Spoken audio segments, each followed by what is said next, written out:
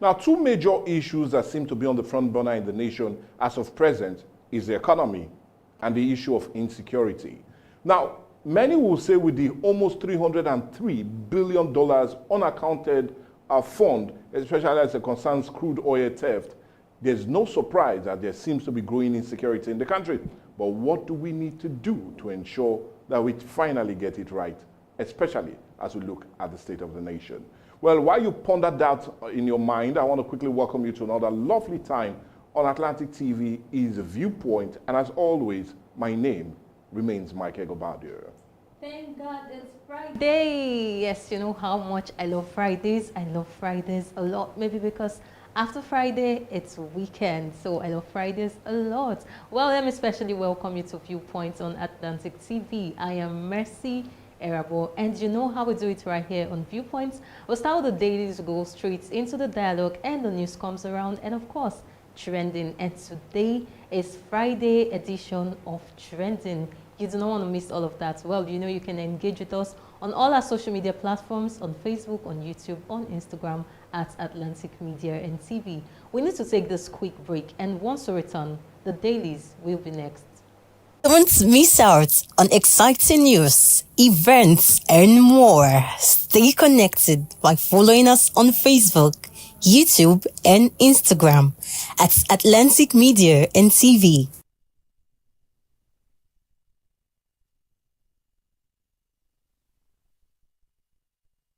When the lights go out, who do you call? Ticado! Ticado Energy Solutions Limited, your plug for electrical power, surveillance system, and entertainment.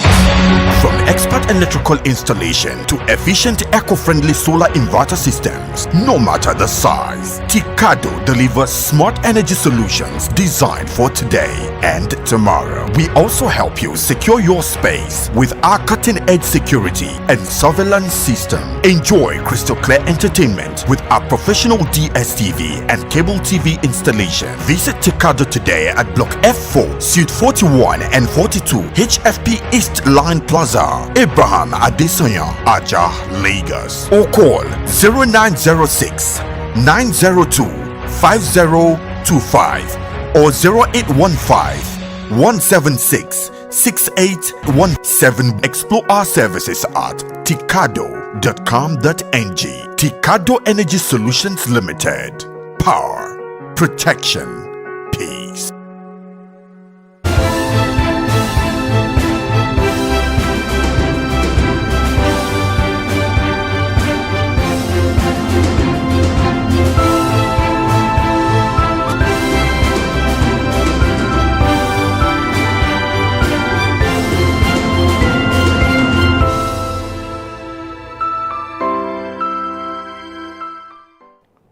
You do know that always on Viewpoint, the papers, or rather the dailies as we call it, always take center stage as we usher you through our lovely programs this excellent day. Well, anyway, for review today, we have 6 papers. We have the Nigerian Tribune, the Punch, the Vanguard, Daily Trust, the Guardian, and the Nation will be wrapping things up. But you do know I always enjoy starting with the Punch. Let's see if it has its usual puncher to get you off the bed and get you in tuned on a lovely Friday morning. And on the Punch this morning, the leading story reads, Tinubu rallies foreign allies as not reject Sharia ban. I was still talking about Trump's threats as federal government vows to crush terror network. NEF, Ariwa Consultative Forum, rejects U.S. move to outlaw Sharia. But I'll tell you not to end that story, but to read it all up on page 2 of the Punch newspaper. Let's see if we take some other major leading stories still on the front page of the Punch this morning. APC Wike blast PDP over U.S. Embassy protest is another screamer on page 7. Abuja Disco sacks 800 workers amid power crisis. And indeed, it looks as if that crisis is not going to be only about power, but ensure, or rather, some persons will be out of job. But I'll just tell you to read more of that story on page 24. Federal government roll out new plan to tackle food shortage. And indeed, is one we'll love to see, especially as we enter into the Yuletide. And I'll just tell you to get more of that story on page 11.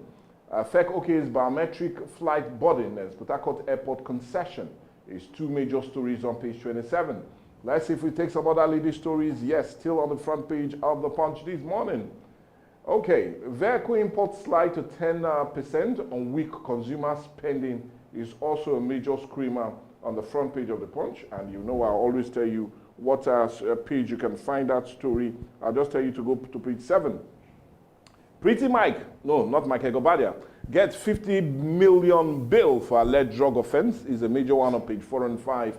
Newly inaugurated Tinubu campaign office demolished in Benue is another major story on page 15, or 14 rather. But what's on page 15 and also the picture of the day is Anambra poll. INEC distributes sensitive materials as 55,000 policemen mobilized. Woo! A large number of security agents then.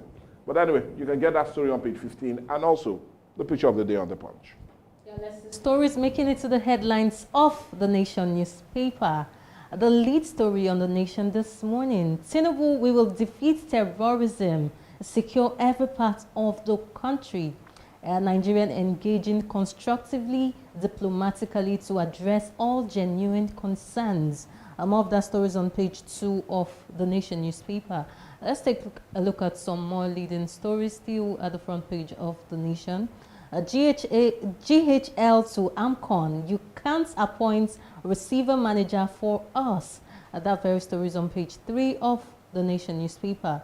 FEC rolls out approvers, 43 billion naira for Lagos Ibadan Road Phase 2, Maitama 2 districts, Judges residents, $396 million loan for Northern IDPs, Sokoto Health Project, concession of Port Harcourt International Airport, presidential task force to drive dirty December. More of that story is on page 2 of the Nation newspaper.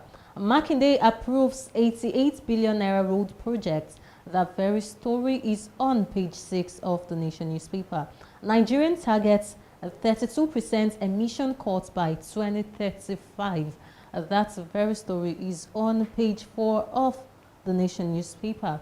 Let's take a look at some more leading stories still at the front page of the Nation newspaper. Tariffs, imports, restrictions, orders for review. New phase of economic reforms on the way. More of that is on page 2 of the Nation newspaper. Chief of Army Staff promises soldier first policy. That very story is on page 4 of the Nation newspaper. A finance minister leads G24. That's on page 7 of the Nation newspaper. Yeah, Forum of States Chairman back Damagon PDP convention. Court to rule in Lamido suit on Tuesday. More of that very story is on page 3 of the Nation newspaper. Let's take a look at the picture of the day. Yeah, that's the swearing in of the new ministers yesterday at the presidential villa, and we have Dr. Kingsley Tochukwu Ude, Minister of Science and Technology, and Dr. Bernard Mohammed Doro, Minister of Human Affairs and Poverty Reduction. So all of those played out yesterday in Abuja. That's all we're taking this morning on the Nation newspaper. Well, I trust you're having a nice time. So now I need to go to Daily Trust newspaper. And on Daily Trust newspaper this morning, the leading story reads, U.S. threats, Tinubu responds to Trump. TT. Well, anyway, that's the major leading story right there on the front page of Daily Trust. But like I said, Trust also give you more, but I'll tell you to go read up that story on page 3 and 4. 3 teachers attend to 207 pupils in FCT school. No wonder we're not having good passes, but you can just pass along with that story on page 2. 15% tariff, petrol may cost 1,000 naira and 29 kobo per liter, diesel 1,194 naira per liter. Well, just get more of that story on page 6. FEC okays 396 million credit for IDP Sokoto Health Project. It's a screamer on page 22. But let's see if we take some other major stories still on the front page of the Daily Trust we are. Despite peace deal, bandits kill 2 Katsina community leaders. It's a very disturbing story on page 11. Lagos get new federal varsity amid 7-year ban. Woo! It's a screamer on page 27. Cameroon Paul Biya sworn in for his 8th term. Wow. I'm happy to inform you that the man will be almost 100 years when he finally leaves office after that 8th term. But anyway, get more of that story on page 25. Chief Imam killed over alleged witchcraft in Kwara. So, well, the prophet dies, being a wish. Anyway, you can get that story on page 27. But the picture of the day is that of, the distribution of sensitive materials as they get ready for the Anambra polls come tomorrow. Well, that's much you can take from the Daily Trust. Yeah, let's take a look at the Nigerian Tribune. The lead story on the Nigerian Tribune this morning. Tinubu vows defeat of terrorism as U.S. military draft action plans. We have lots of riders to that. Present challenges a passing phase, President says. We have opened diplomatic channel with U.S. This is coming from the federal government. U.S. Congress seeks sanctions on groups, individuals over religious violence. Trump stands a wake-up call. And this is coming from Dixon. Well, more of that story is on page 2 and 3 of the Nigerian Tribune. 2027, APC plots control of Northeast. Taraba governor may defect on November 19.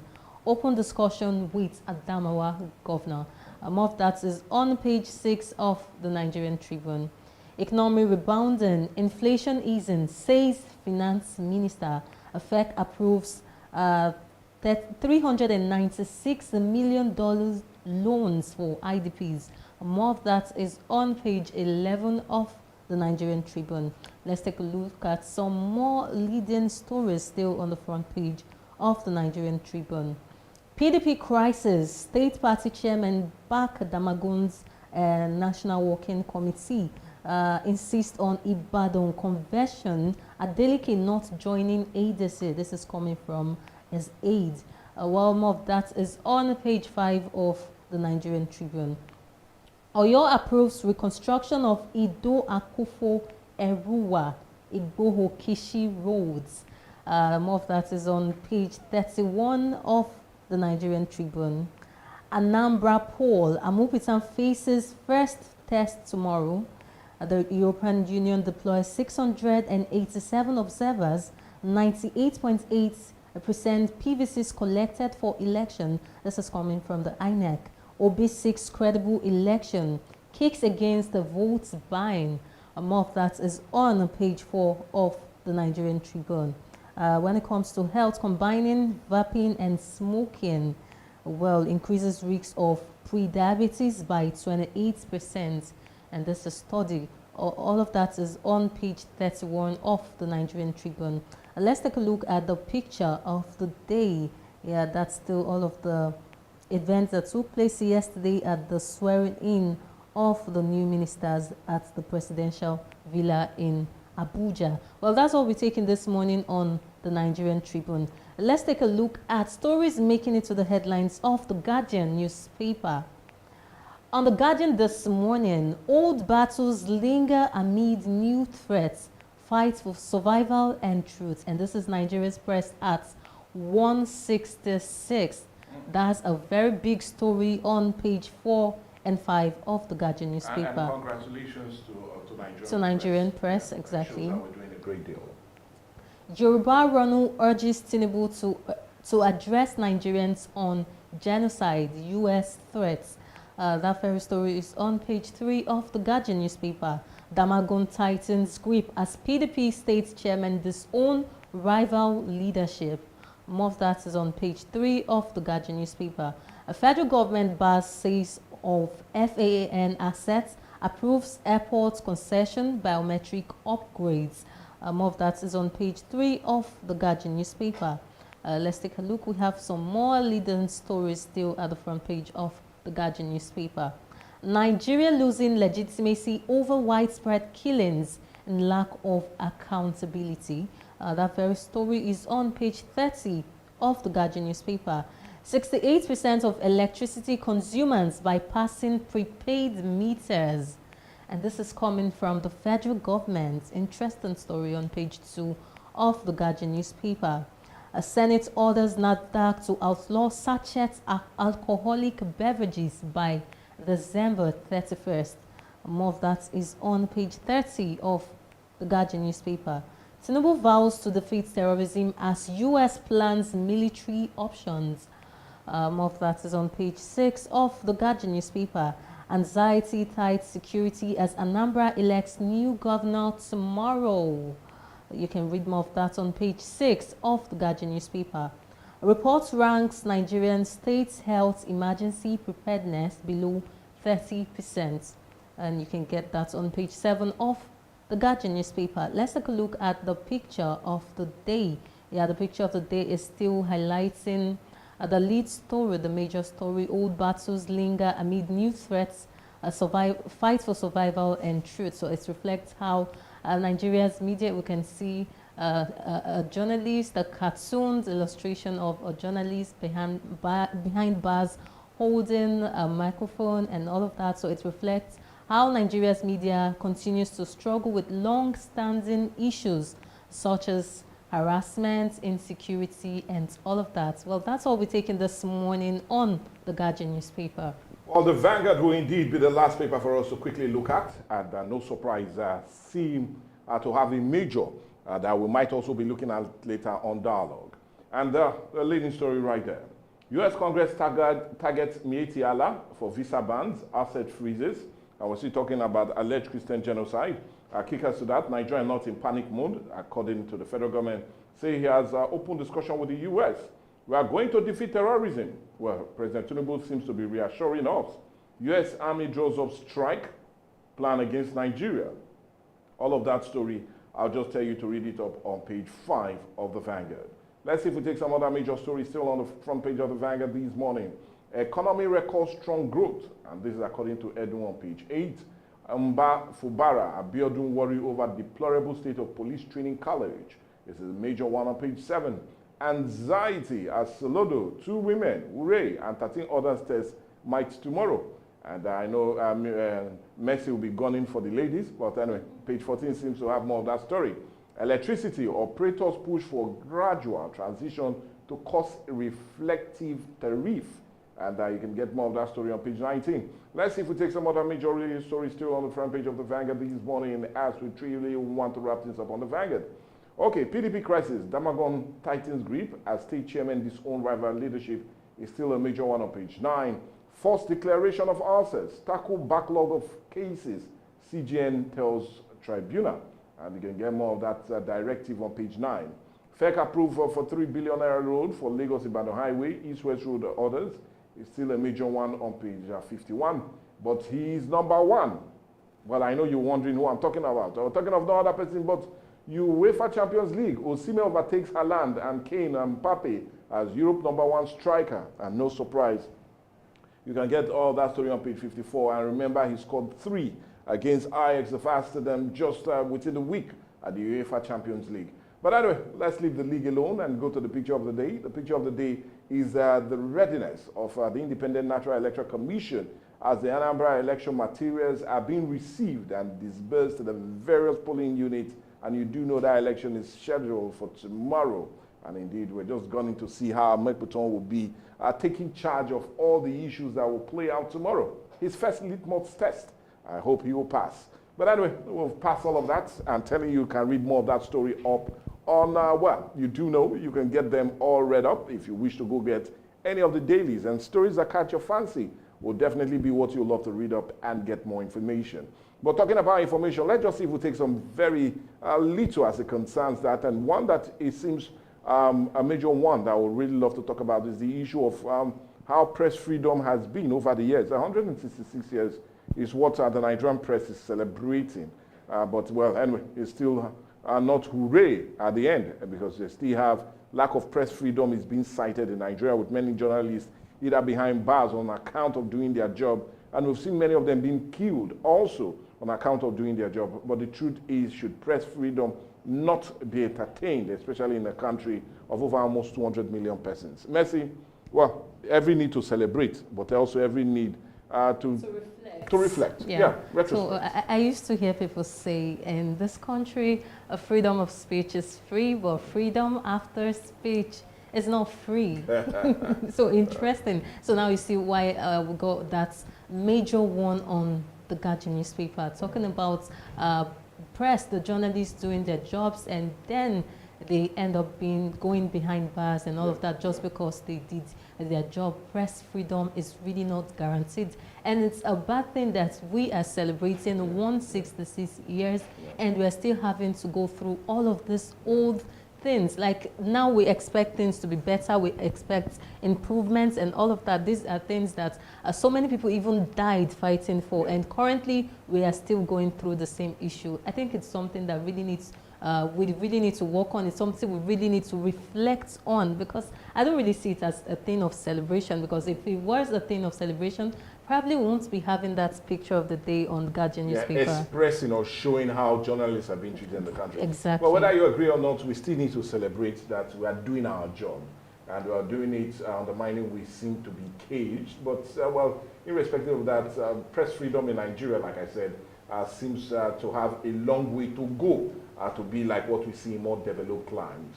But anyway, time is not a friend. We'll just only employ you to go gather copies of the dailies and read them up. But what we'll do now is go on that break, and when we come back, you do know that dialogue will take center stage on our Viewpoint on Atlantic TV. Don't go anywhere. Still be with us.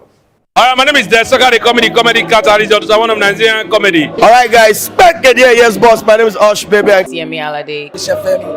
Yeah, what up, people? It's your boy Victor AD. Girl Niniola. My name is my wife, Ninja Celebrity type man. My papa say, who won't carry cow, waka go, waka follow the cow. I know the life for you. I see you know you're watching the Atlantic TV. Keep watching Atlantic TV. Atlantic TV. Keep watching Atlantic TV. Keep watching Atlantic TV. Keep watching Atlantic TV. Atlantic TV. Informative, educative, interesting, entertaining. Worldwide, international. Don't go anywhere, I'll catch you. Don't touch that die. Atlantic TV. Boom. Atlantic TV. We wanna party. Atlantic TV. Culturally inclined and uniquely different.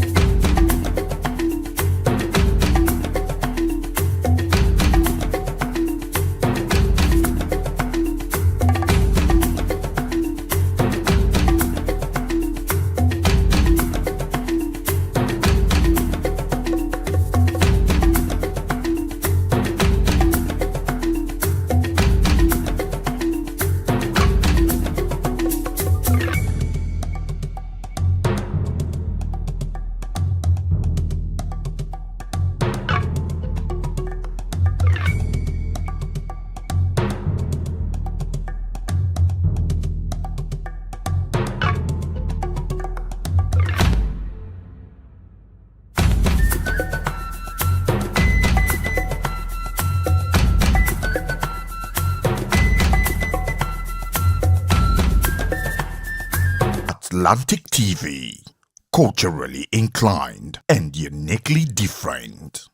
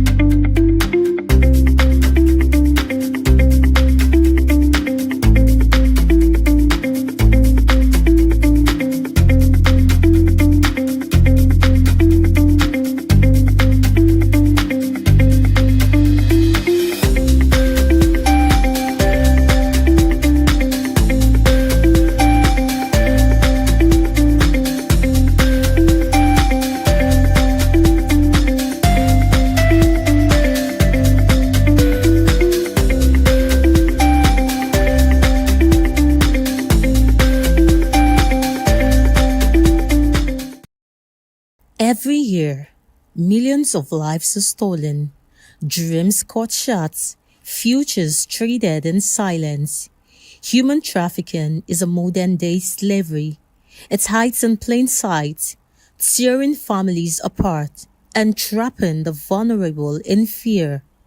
But together we can end it. Together we can protect, we can rescue, and we can give hope. Say no to exploitation.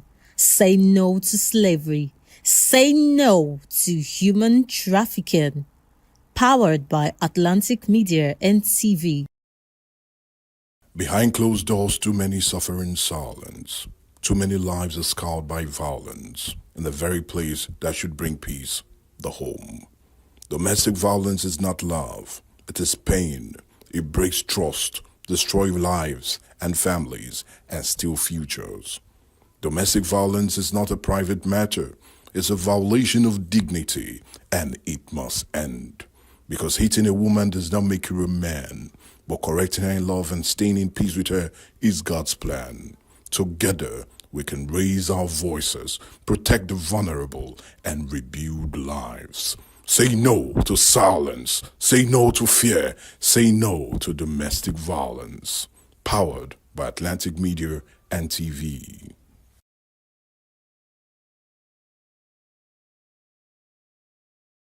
I am SP Dafe Bright, and this is Delta State Police Command.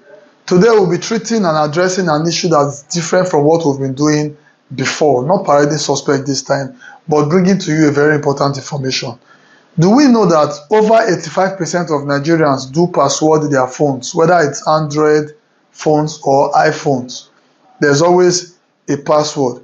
But how come when we lose our phones, by the time we go to retrieve our lines, we go to our bank to check our bank statement, we discover that these people who collected these phones must have siphoned the phones. Now, there are times the people who steal these phones, it is not your phone that they actually need. What they need is your SIM card. Now, how does the SIM card become useful to them? Not just any SIM card, but a SIM card that is linked to your bank account, the one that you usually use to receive SMS alerts. That is what they need.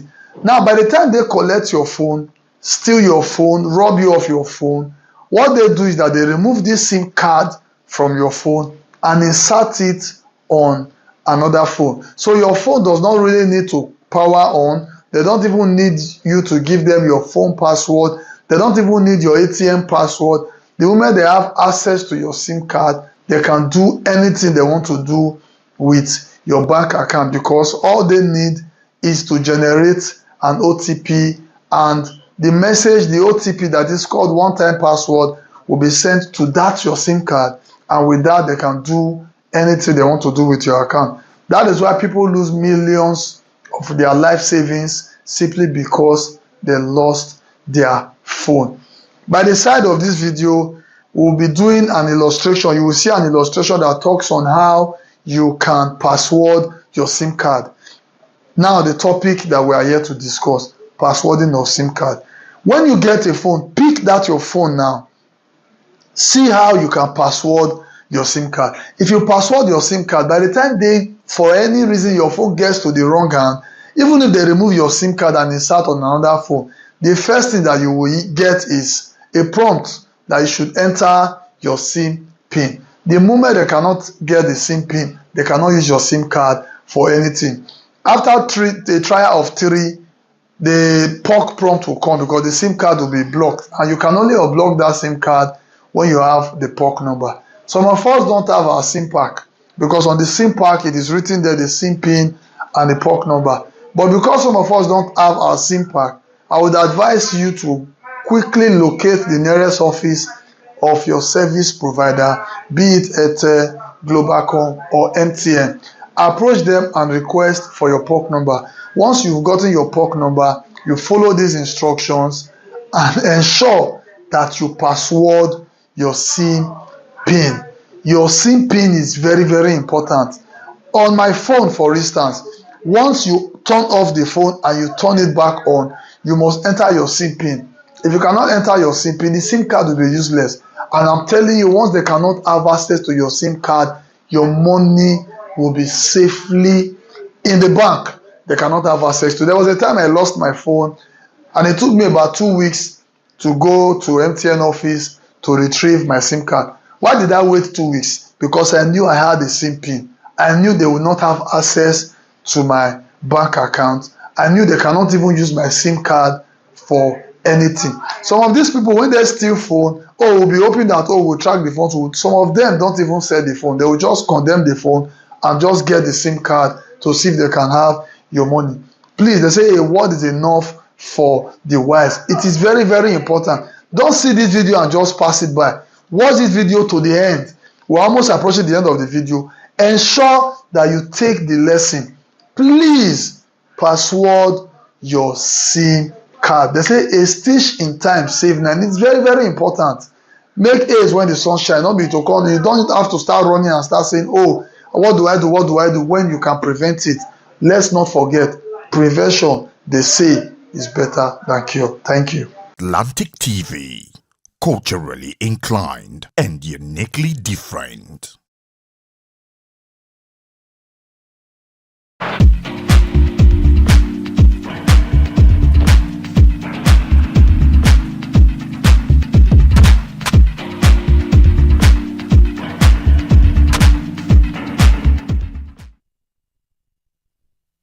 The Senate has said about 303 billion United States dollars from proceeds of stolen crude oil transaction locally and internationally remained unaccounted for over the years.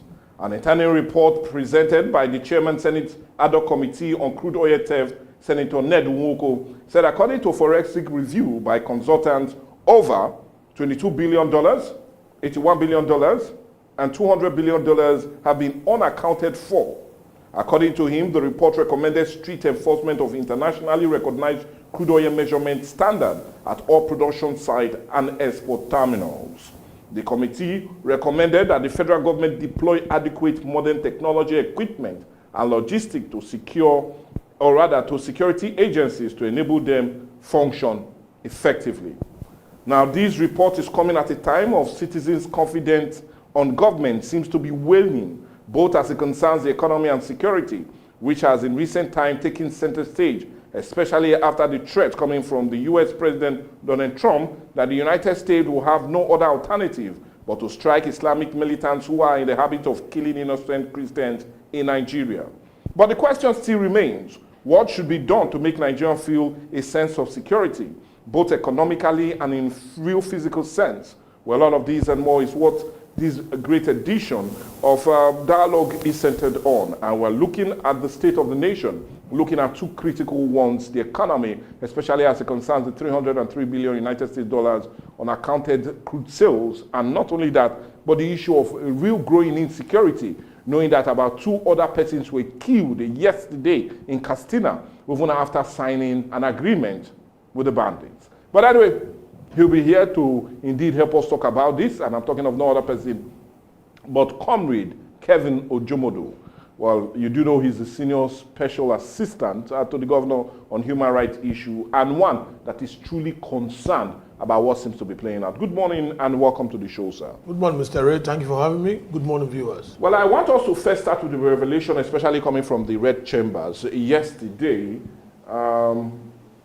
that came to Nigerian knowledge, and many other questions are already being asked, that really how come that happened, especially in a country that we're almost 134.91 trillion naira in debt, which is equivalent to 91 billion United States dollar, which is even less than the money that is being stolen. So I'm a bit really concerned in getting your reaction, especially about this revelation that was made known to us by the Senate just the day before yesterday.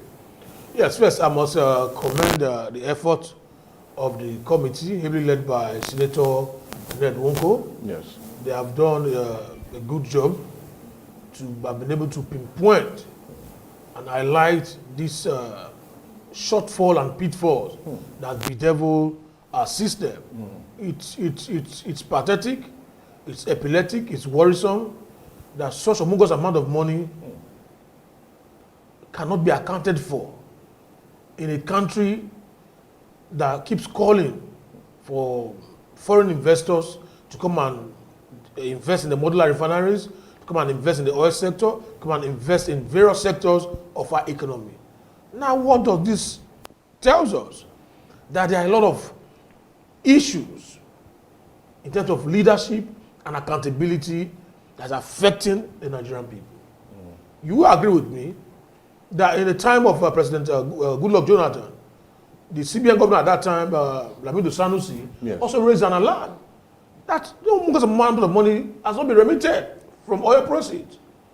And Dr. Ngozi Okonjo-Iweala then came and said no, that everything has been remitted and all of that. And that issue to date was swept under the carpet. In successive governments, we've always seen that this oil money, I keep saying, as I said, we are rich because we are poor.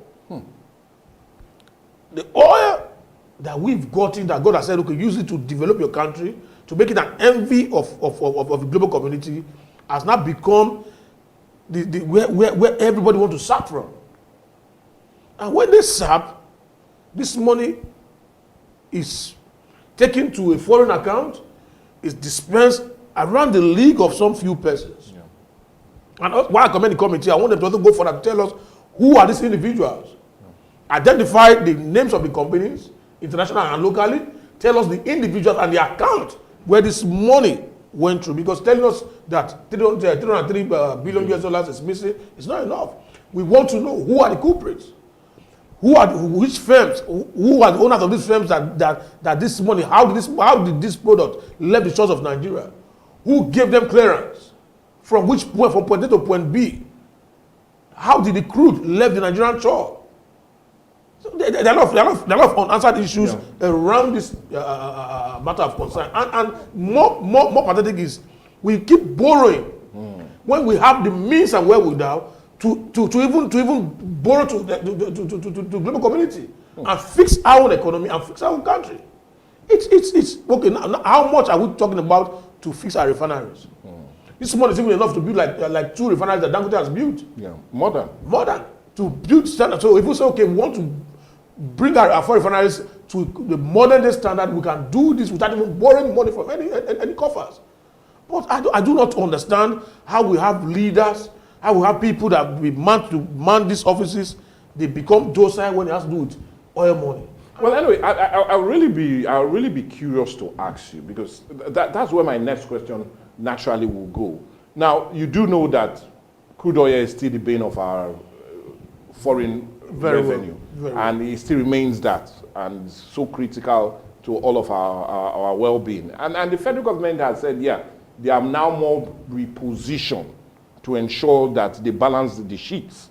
But now, looking at this huge money missing, and yet this is a government that has come to say, oh, they have an increasing tax on Nigerians.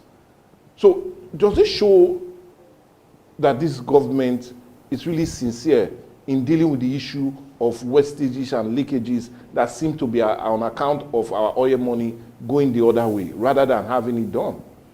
I do not see the willpower of this government going after these persons, because the first call of service is to tackle corruption.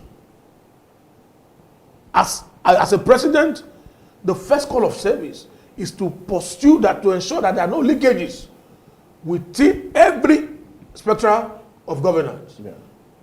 From the ministerial point, the governors, the local government chairman, and all of that, ensure that remittance to the fact we're doing a single account treasury. All money should be paid to one single account controlled by federal government, like it was before. We have like 30 accounts of being owned by federal government, and money will be siphoned, and you don't know account A, account B, how money comes and how the money goes out. Now with single account treasury that we will run in as a country, we should be able to know what our expectancy. Okay, for example, we are doing, let's say, 3,000 barrels per day. What is the expectancy of that 3,000 barrels per day you're producing as a country? We keep asking for these figures. The government has not been able to give us these figures for decades. What is our production per day of the oil? And what is the consumption of oil per day? By Sunday, we should be able to calculate our indices to know, okay, at the financial month, what comes in. At the financial year, we do our balances and say, okay, from oil proceeds, this is what we get. But we just keep giving figures, and all of that. I do not see the presidency fighting this battle with the willpower. Because since he came into power, the EFCC and ICPC, they have been docile. Right before now, we see them, you go after politicians. These are what they ought to detect.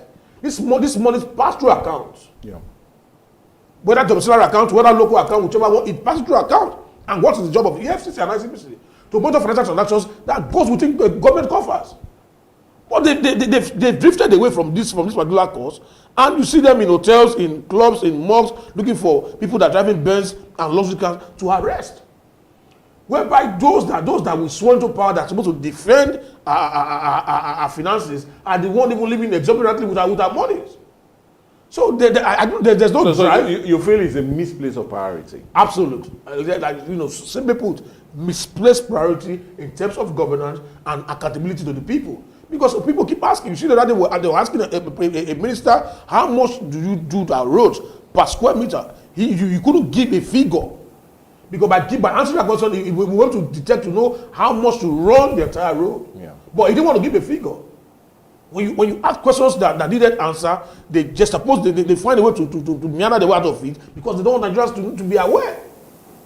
What is our production level per day for crude oil? The consumption level per day, let's also know. That brings me into the opaque nature of our crude sales. Yes, you've just highlighted it. And there's every growing concern as it concerns that because we do not know what we make from our crude oil sales. At all. We do not know how much is being sold, but we only know that we have almost like 1.something million barrels per day being sold daily. But let's leave that. Now, I want us to also look at another angle. Because many are saying it looks as if we put so much reliance on crude, and that's why there's so much theft in that very industry. Yes, I do know that when it comes to our foreign earnings, crude make about 94.49%.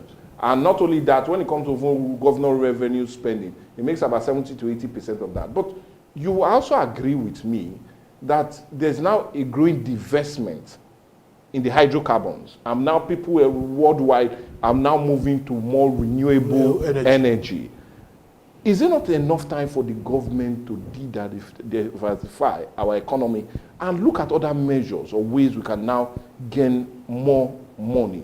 Yeah, for example, we have gold in the north, in large quantity that is being mined. And many are even feeling is the reason for the growing insecurity in the north. We have uranium as well in the north. Uranium in the north, which is a nuclear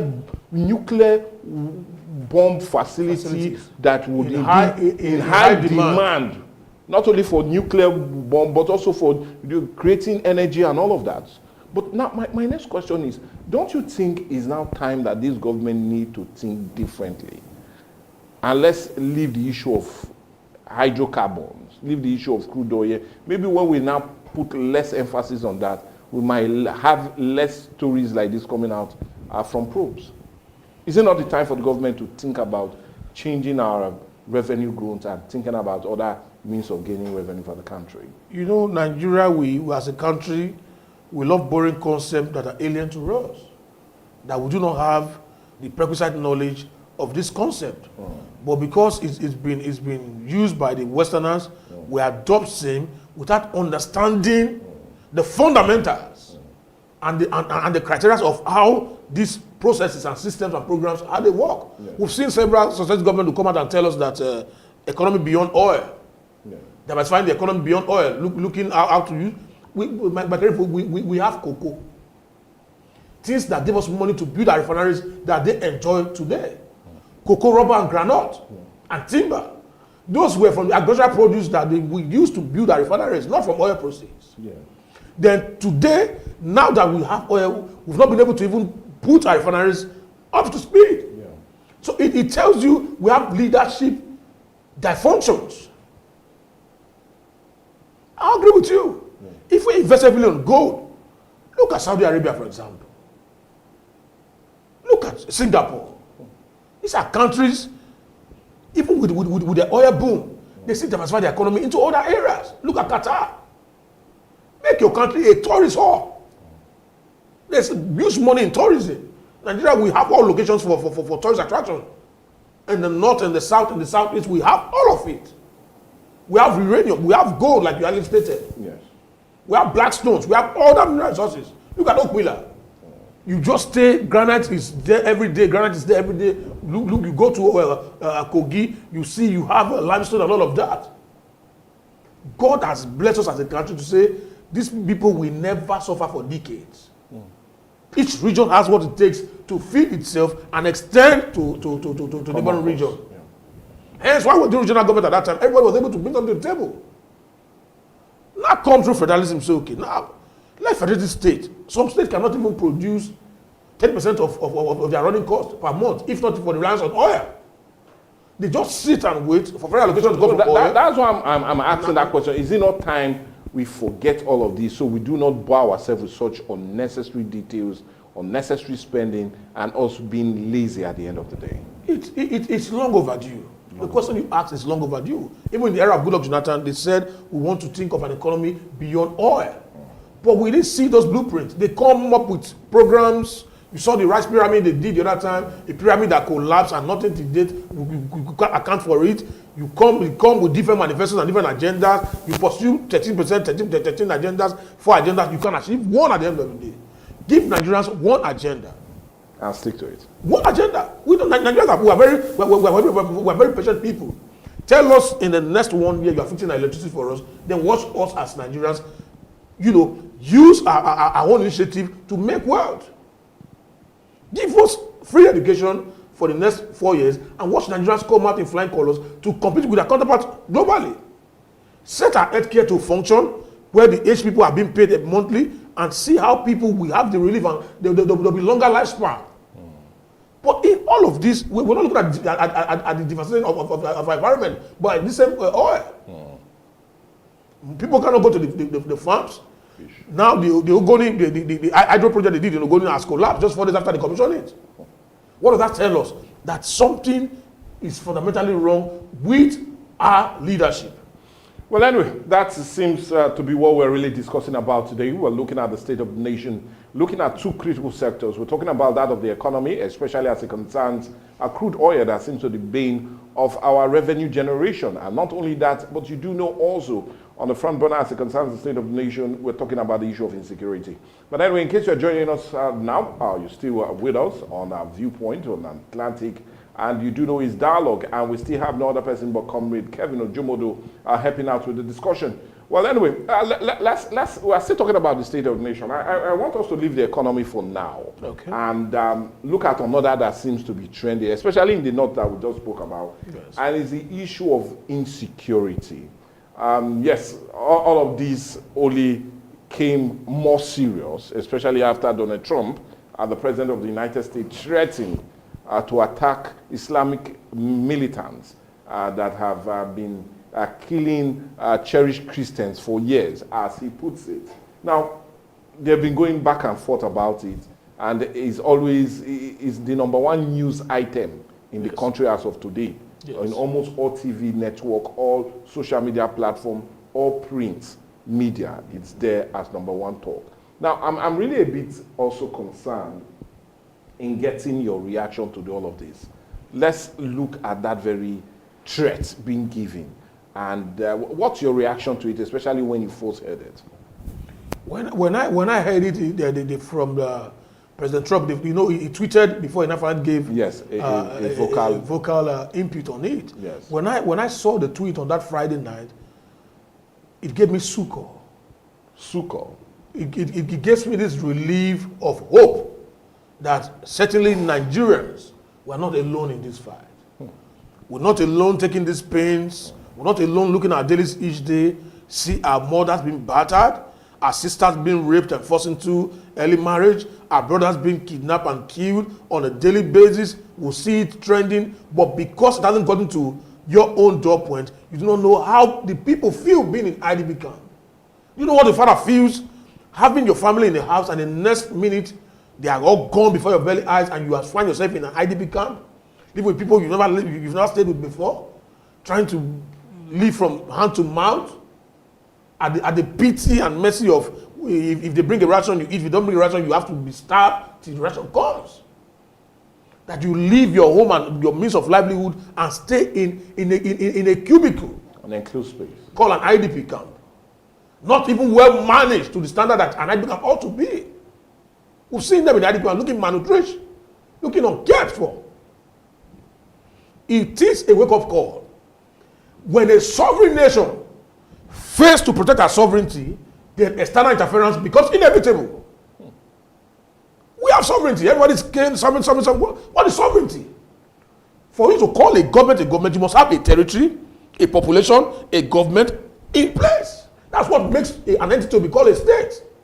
And when such entity is called a state, and people are being murdered in their numbers, and nothing happens, it's an impunity to humanity. Where people are murdered on a daily basis, people are kidnapped, ransom is being paid, nobody is held accountable. Then the worst of all that breaks the camel's back is when you now recruit these same repentant terrorists into the formation. That's where the tongue started waggling. Now, how do you recruit a terrorist? Now you said this, he has what? How do you define the word repentant? That the man said, "I won't kill again." You agree with him? Do you know the intent of his heart? Nobody knows the intent of a man's heart. I will tell you, okay, I'm not going to drink water today. If I live here, I hide and drink water. Will you know? You will know. It is my heart and my conscience that will judge me if I've drank water or I've not drank water. So our government over the years have been docile. It is when it started getting to FCT that they started waking up. And Dino Milai said this some years ago that when they fail to tackle insecurity, that one day it will get to them in National Assembly. And we are seeing that the kidnapping has entered into the FCT. Now there's some time they are moving, looking for mercenaries, looking for what to do. A drowning man must call for help. Yeah. A drowning nation must call for help. We cannot do this on our own. So you feel this very threat is in order? It is timely. It's commendable. I personally commended President Donald Trump for doing this. Because a lot of world leaders, because they're selfish, even to the Britain that colonized Nigeria, they've been mute about it. Your colony that you once colonized is undergoing this type of threat. You've never made any interference to help out. Okay, now, but when it comes to money being moved from Nigeria, in election time, we'll see them flying to UK to go and sit in how do you call that house again? Chatham House, yes, to be deliberating on Nigerian issue. Now it's time for say, okay, this is a colony you colonize. They are going through a rigorous and perilous time. How do you come in to help them? How do you give them security armament to assist them? But anyway, that's still where the sovereignty talk comes in, and I'll plead with you to hold on, because while speaking yesterday during the Federal Executive Council meeting, when President Bola Ahmed Tinubu swore in 2 new ministers yesterday, he told Nigerians not to succumb to despair, that he is already or would definitely defeat the arm of terror. And he also, speaking about the threat coming, because yesterday was one of the first time he responded to the threat of President Donald Trump, he said there is high diplomatic meeting going around the background to see how they can end this impasse. But my question is, we see some other Nigerians talking tough about this very issue that Nigerian sovereignty remains, and I will not even want to mention some names, but we know many Nigerians are ready. Somebody like Sheikh Gugumi coming out to say, no, we should not succumb to their threats. So my question now is, should we take a softer tone in dealing with this, with the United States? Or should we, just like some others would say, take a hard liner, especially as it concerns them, knowing that China also in every way supported us just a few days ago? Let's underline the word. President Donald Trump never threatened Nigerian sovereignty. Okay. He gave hope to wailing Nigerians. Hope to wailing Nigerians. And more so to the Christian community of faith. It didn't threaten the Nigerian sovereignty. Okay. Look at the last line of what he said. That if the Nigerian government fails to act fast, they will help them to do it. He has given what? A wake-up call. It's not a threat. He didn't say it's coming to bombard Aso Rock. If he had said that, that's when we have said, okay, it's threatening our sovereignty. He didn't say it's coming to bomb our National Assembly or bomb our schools. No. He said it's coming to take on those terrorists, Islamic terrorists, that goes about committing genocide in Nigeria soil, killing Christians. And more so, non-Christians are also being killed in the north and the rest part of the country. Muslims are also being killed. You see, The brother was murdered in this country. No arrest was not made. Those who arrested later were granted bail. You know when the Kaduna that was killed? When you begin to give a liberal leverage to criminals and terrorists, then you are encouraging more people to go into it. You can't take ransom of 20 million in Nigerian soil. You go free, you see bandits exposing money, bandits holding meetings in a daylight in the north. But when you say bandits do this in the southeast, you immediately they move the entire DSS and the entire Nigerian army. You go about looking for the people. And at most cases, some of them are apprehended. Why is it that when it happens in the north, there's a leverage? You said before the constitution, we are one people, one law. But the north seems to have a softer landing. Some laws in the north, some of them enjoy some leverages that we don't enjoy in the south. So if it's one country and one constitution and one people, what is equal to south must be equal to the southeast, must be equal to the north as well. So them saying those are saying we should protect ourselves. What sovereignty? I met my father and his best friend. They call Kes. His best friend, but that is late now. Discussing Nigerian predicament in the parlor while I was going to have a child. Today I'm an adult. I have children. The same problem they were discussing at that time, I'm discussing that same problem now with my friend in my house. Meaning there is no shift in the paradigm, no progression. What are we having retrogression? A country that wants move in their artillery to put normalcy in Sierra Leone, in Liberia, now being ridiculed with just internal terrorists, not even external. I keep praying every day. I say, God, don't allow Nigerians to have an external war, because if internally you cannot combat this. What if it's an external aggressor coming? Some of them are even boasting that if US come, they won't go back and like, who side? Before President Donald Trump is telling you that he's coming, it's already your soil. Okay, well, anyway, it looks as if I will follow through with what you said, because reports are reaching us right here at Dialogue is that, and also being confirmed by the New York Times, is that the United States military has already drawn up a possible airstrike plan for Nigeria, especially after President Donald Trump gave that proposal or gave that order. And the proposal is being described, in case you've not heard this before, you're hearing it first right here on Dialogue on Atlantic TV. Now, the proposal that he has drawn up is in three, or rather the Ministry of War or the Department of War in US have drawn up, is in three measures. It is, one is heavy, medium, and light. Now, it is well detailed. I was opportune to even read the details of those three major ways that they feel they can engage these terrorists. And honestly, it's something you need to read and you shout, wow. Yes, wow will do it. But my question now to you, it is obvious the Americans have already drawn up their plan. And in every way, Donald Trump does not just speak softly. And the Americans don't just speak with both sides of their lips. When they say they want to do something, they might definitely would do it. Yes. But just like you said, should we not be happy? Should the Nigerian government not take this as an opportunity to help them deal with a problem that is more than now a decade, and there's no end in sight? So should we now not come close to them rather than this apprehension that seems to be existing? And in your own way, what can we do? Yeah, President Tinubu told us yesterday there's dialogue ongoing. Should the dialogue not centered on, okay, America, let's collaborate. Let's see how we can deal with this monster that have bedeviled us for many years. Should it not be a thing of, okay, let's see how we get interchange informations to help combat? They can also become like a joint corporation in dealing with this. Should that not be the way to go? And in my second up question to follow that, do you even see the Americans willing to cooperate with us as a counterintelligence guy? Two very important questions. The first one you said, shouldn't you be happy that they are coming? Every sane Nigerian elite, every well-reasonable Nigerian elite must and should be happy that help is coming. Do you know what we call help? My career, have you ever been stranded that you're sitting in your room, thinking of how the next meal will come. And from nowhere, someone just rings you and say, hi, it's been a while. Can you send me your details? I want to send you something. That's the kind of the relief. That's the kind of relief Nigerians are getting now. We've been wailing for decades. We've been crying. We've been telling them what to do, and they've given us a deaf ears. And I told my comrades, leave resources. You say they're coming to take our resources. What resources?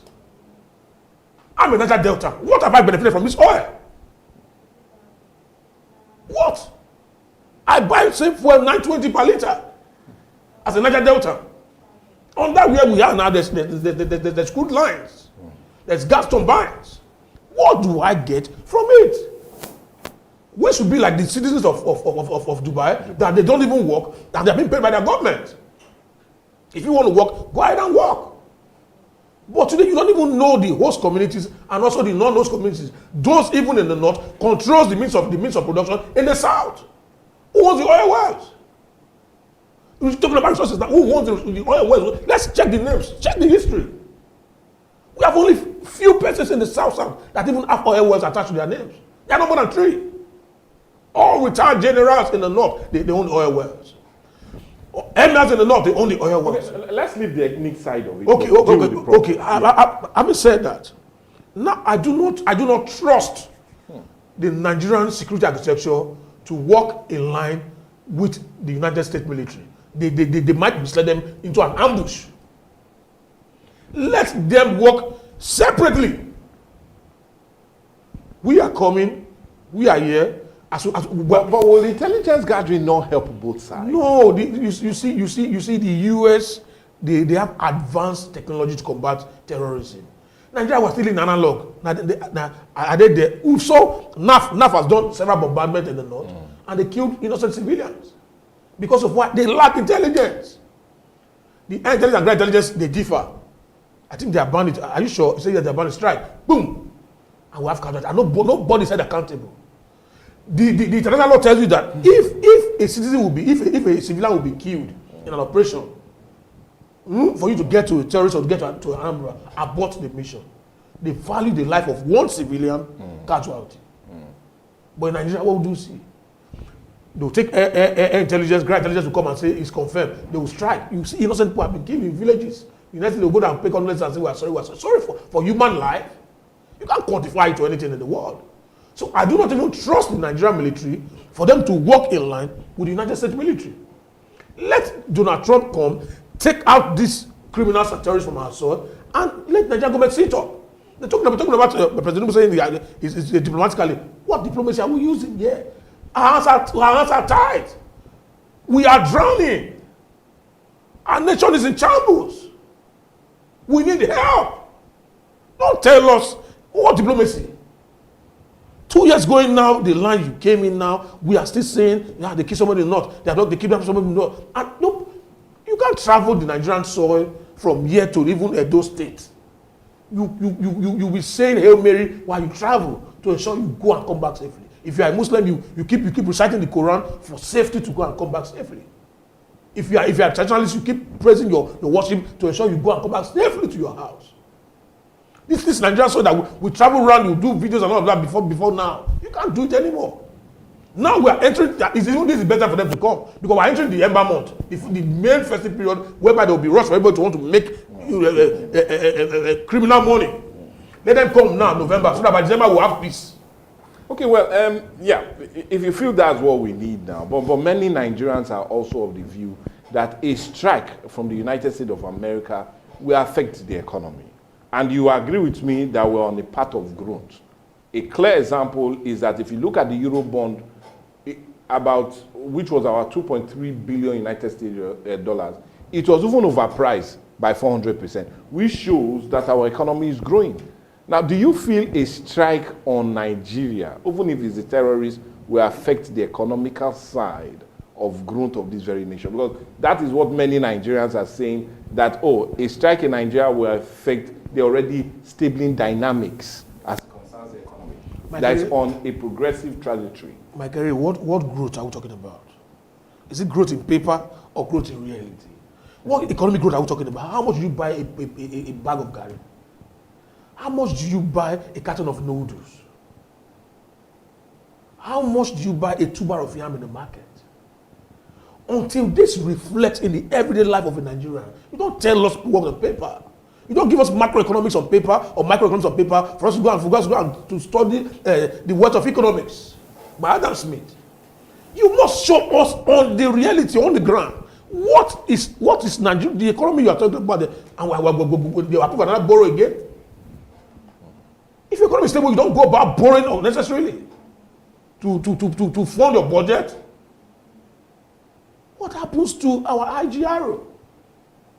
What happens to the recoveries that the EFCC have made? Those money, can they bring this money back and invest it back into the country? You've increased passport to do your passport now to 100,000. Those proceeds, where are they going to? Vehicle renewal, not that you've increased it. Where are the proceeds going to? You're talking about tax for 2026, and the ones will be collected. Where is it going to? The answer that gives me our democracy is an oligarchy in disguise. Government of the few, by the few, and for the few. And so long as this runs continuously, our economy is in shambles. An economy that doesn't show in the life of an average Nigerian is not an economy. The market tomorrow, you say, madam, give me 5,000 naira food. When they sell it for you, you give out to them, madam, this is 5,000 naira food. Yes, Oga, it is there. You feel they are playing trick. Go to the market, you confirm yourself. How much do we feed gas? A 12 kg gas now going for 14,000, 16,000 naira to feed a 12 kg gas. And in 2 weeks it's gone. They burn so fast. I don't know how they produce them these days. They burn so fast. So at the end of the day, how do even the PMS we have, they burn so fast. Put your hand, you drive, buy 2,000 for you drive from here to Ogele, coming back and showing you the red on your dashboard. And minimum wage is still 77,000 naira. Some states cannot even pay that money. You are saying our economy is improving to what? They shouldn't give us rhetorics and economics on paper. We want to see it in the life of the average Nigerian. The Mama Nkechi selling ball in the road. Papa Nkiru that's going to do a bricklaying job. Let's see that he's able to train his children in school with that money. Now schools are increasing their fees. The community around also where schools are coming also increase house rent. How much do you pay now for self-contained in this town? You have to pay like 1 million or 1.2 million in a house that has POP. Then what is the take-home pay? Where are the jobs? Where are the factories? Where are the investors? Then the little we have is being squandered daily, and you keep borrowing and tell us, let America come and even take the resources. Oh, come on. And when they take it, let them give us a better life. Because if a country so blessed, we are not seeing it, it's not reflecting, it's not like a wealthy father, and you see children looking like slaves, you begin to wonder, this man is very wealthy, why is children looking like this? You know the man is a bad father. Well, is that a very stingy father, or is spent obviously outside and come on and punish his family? Anyway, Comrade Kevin Ojobodo, I know you are vexed about this issue, and I'll plead with you to hold on. Nobody will wish for another country to take over its sovereignty. But my next question now. The sovereignty we're talking about now, a sovereign nation that cannot protect its own citizens, is that a sovereign nation? Because we are busy this word sovereignty on the media space. Everybody talking about, hey, they're coming to talk about sovereignty. Look, your sovereignty is your power to control your territorial district. So if now I will not protect it. Look at Chad. Look at our porous borders. Look at Cameroon. Look at Mubi. Everywhere is porous. People coming to Nigeria and go back. You say you are doing to identify people. Today, how many Abuja can you identify? There's somebody who will kidnap and they pay 100 million ransom. You can't trace the money. You can't put the tracker in this money to track who is spending this money. People commit crime and they work freely. You know what it means? They wear their sovereignty. My brother will be kidnapped, my wife will be kidnapped, and nothing will happen. You are saying this. So what sovereignty is that? You see why the US, why they stand behind the president is this. They know if you deal with one of them, it will come for you. And when you know that, you give your all as a protected citizen to that nation. Today, you see our military, they fight with caution because they know if you die on the field, your wife is a widow, they might sleep with her to give her your remuneration. Some might even stress her before you know. You see some of them, they came around to Lame the other time, and they're sleeping with them to give them their husbands a benefit. Now, how do you want the young recruits, the infantry, how do you want him to fight in combat battle? Where he's seen whereby you are giving orders and say, don't shoot, and they're shooting at them. We'll see when they did video and they said, my commander said, don't shoot. Okay. Well, anyways, I really want to ask you another $1 million question. Please go ahead. And that question is, yes, Donald Trump has made this. Do you really see him going through if there's no change of things on the ground? President Donald Trump is a comrade. And comrades don't talk when they don't act. He has exerted his 3 C's. He has consolidated on the issue. He has consulted with the Nigerian government. He has consulted also with his own Department of War. He has seen the indices and the arithmetics being played out. He knows what is happening. He knows where they are hiding. He knows they are financiers. That we fail to, that we have identified 200 people at financing terrorism in Nigeria. Give us their names. Froze the account. When there's no money, these people cannot function. But when you give them leverage, they keep doing it. Donald Trump will act. He has shown it. He has shown capacity before now that when he walked the talk. When he said he's going to put a ceasefire in the war between Hamas and Israel, he did that. He told them, okay, ceasefire, hostages were exchanged. He's a man of his word. If he says it, he does it. Except he doesn't want to do it. But this Nigerian own, he will do it. He's a father of faith. He will do it. Let's for once, let's be able to travel the Nigerian road. Let somebody be able to go to Abuja and come back and say, I want to buy it. Now, that's why people are scared to do businesses. You travel, you keep praying up and down as if you're a pastor. You see people wearing Nigerian uniform. You don't even know which one is the real Nigerian military or the bandit. Unless they say they have kidnapped somebody, they want military uniform, they kidnap somebody in the bush and take all of them away. You know what it means to kidnap somebody? You know the trauma they go through. Look at that girl I was rescuing Benin that they've not paid the ransom for her. See how helpless you was begging. They put it that AK-47 that girl would live for the rest of her life without trauma. Anytime she sees anybody, she'll be frightened. Our government don't even think about what these people go through. Because their families, they have dual citizenship, they live abroad. If they stay in Nigeria and go to Nigerian school, they will secure this land for all of us. If they live in a place whereby that is vulnerable, they will secure the land for all of us. You move about to 10 hillocks, then the poor man move alone on the street. And when it happens to them, you say, we're sorry, we heard what happened, you come and give a political statement. For what? Well, anyways, I do know that if we continue on this trajectory, we might not stop with the show, but time is definitely not a friend, especially when we're having such a discussion. And we're looking at the state of the nation at 2 critical aspects, that of crude oil theft, that is amounting to about 303 billion, according to the Senate ad hoc committee that is investigating it. And funny enough, our own senator in Delta State, Ned Nwoko, who came out with that very report on Wednesday. And we also looked at the issue of insecurity and the growing tension that seemed to have arose on account of President Donald Trump saying, definitely, I will strike if no change on ground, especially as it concerns the killing of cherished Christians, as he calls them.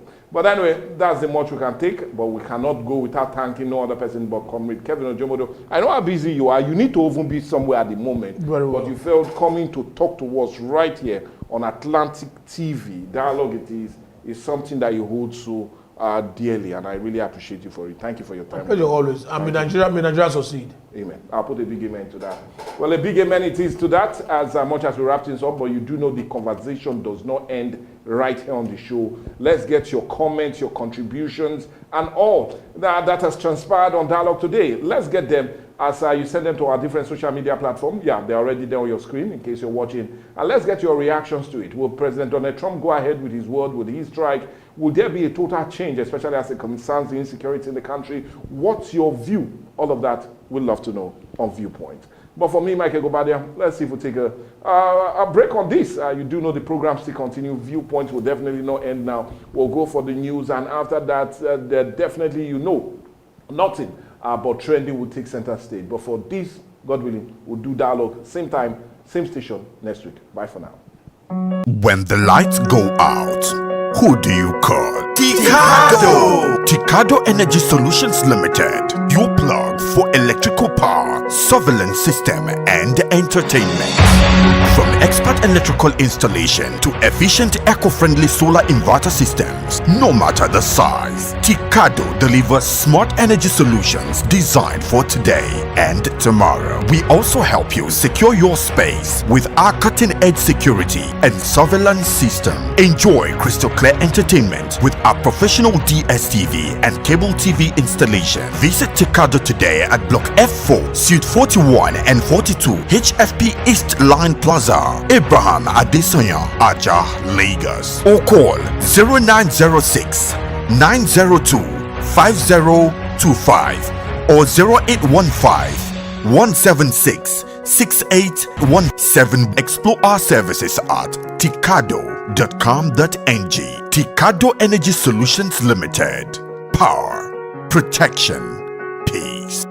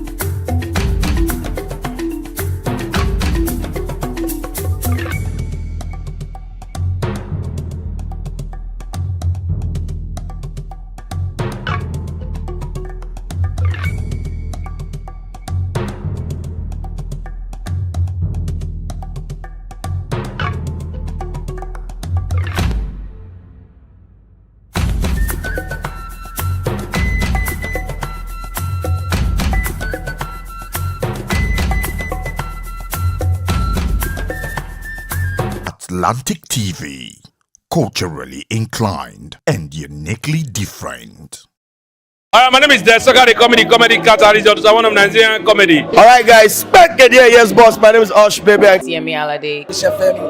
Yeah, what up, people? It's your boy Victor 80. Girl Niniola. My name is my wife and just celebrity type man. My papa say, who won't carry cow, waka go, waka follow the cow. I know the life for you. I see you know you're watching the Atlantic TV.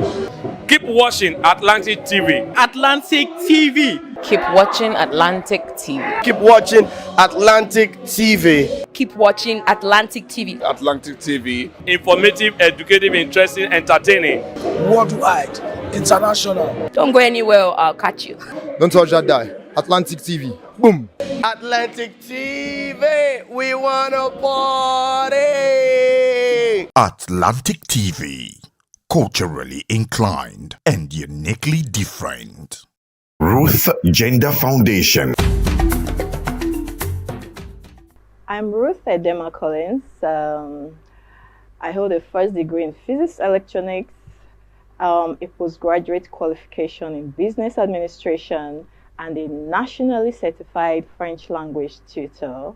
Career-wise, I'm an educational facilitator. I'm the managing director at Atlantic Media and TV, and I'm also a director at Rukotech Integrated Services Nigeria Limited. I'm a wife and a mother, and I like dressing up to show up. Yeah, so that's basically me. Thank you.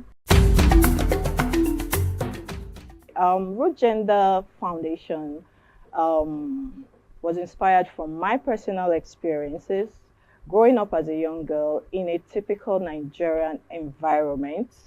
For me, it was being different. It made people bully me, abuse me, and harass me. I was always misunderstood and underrated. Root Gender is a foundation that is dedicated to building confidence in the Nigerian girl child through educational and inspirational programs like supporting programs that promote girl-child education.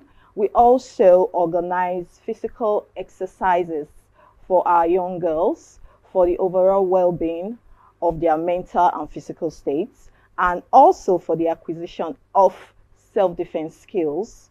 We also sensitize girls on laws that protect them. In our constitution, a lot of girls do not know that they have rights, that there are laws that protect their interests in Nigeria. Hence, they are vulnerable, they are living in fear, which is stopping them from reaching their full potentials. So we sensitize them on the laws that protect their interests. This, like I said, is visioned towards building confidence in the Nigerian girl child. So that is just a wrap up of what we do at Root Gender Foundation. I would say I resonate with the struggles and the challenges of the girl child, particularly the Warri girl child. I happen to grow up in the heart of Warri. From an average background. My family is an average one, but I experienced a lot. Like I said, I was bullied, I was overlooked, I was harassed for being a different child, for daring to be different, and nobody was taking note and tapping into my potentials. So my interest for the girl child is I would love to be a voice for the girl child. They need people to believe in them. They need people to speak for them. I also want the Warri girl child to know that there is hope beyond the reef. I want them to see the bigger picture. I want them to know that they can compete on global platforms. They can compete on international platforms, and they can do very well. We have the likes of Ada Gold, or Maumi, and the rest of them. They are all competing very well on international platforms, and I know that you too can do that, and I want you to know that is why we are here. Root Gender Foundation is here to make you understand that you can actually be what you want to be.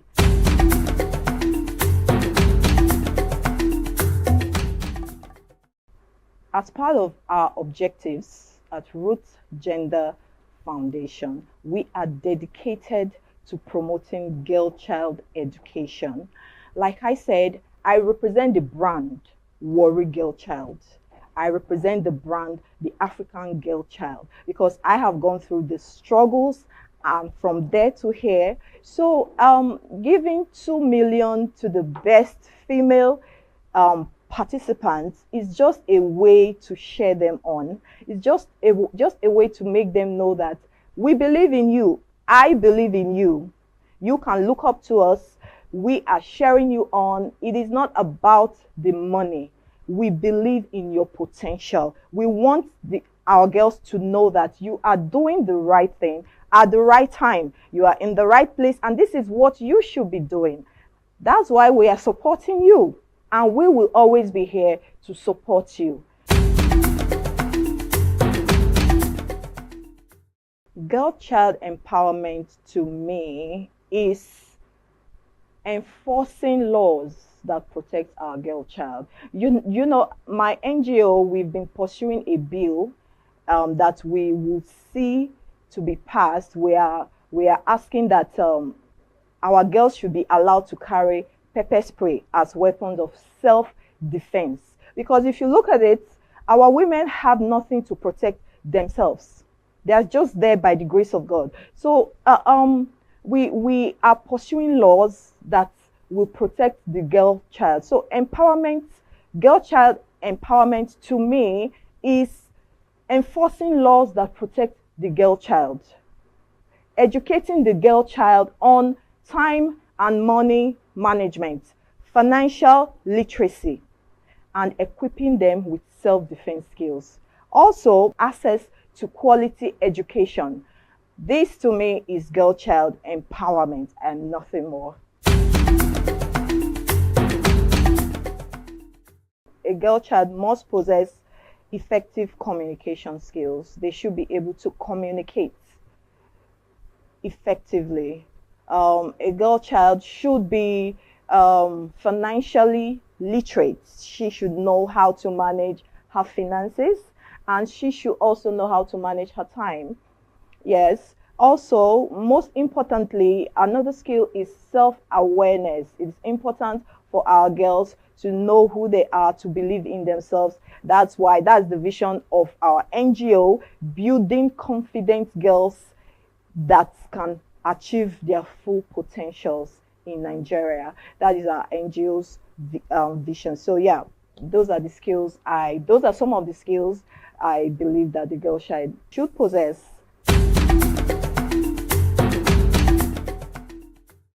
She needs role models. She needs people that have led that path and have made it. Our young girls need role models. That's why we have to do better. We have to do the work. We have to bridge the gap. We have to share them on like we are doing. You can achieve your dreams. First, you have to make education your best friend. Every effort you put into learning will always be there for you to never fail you.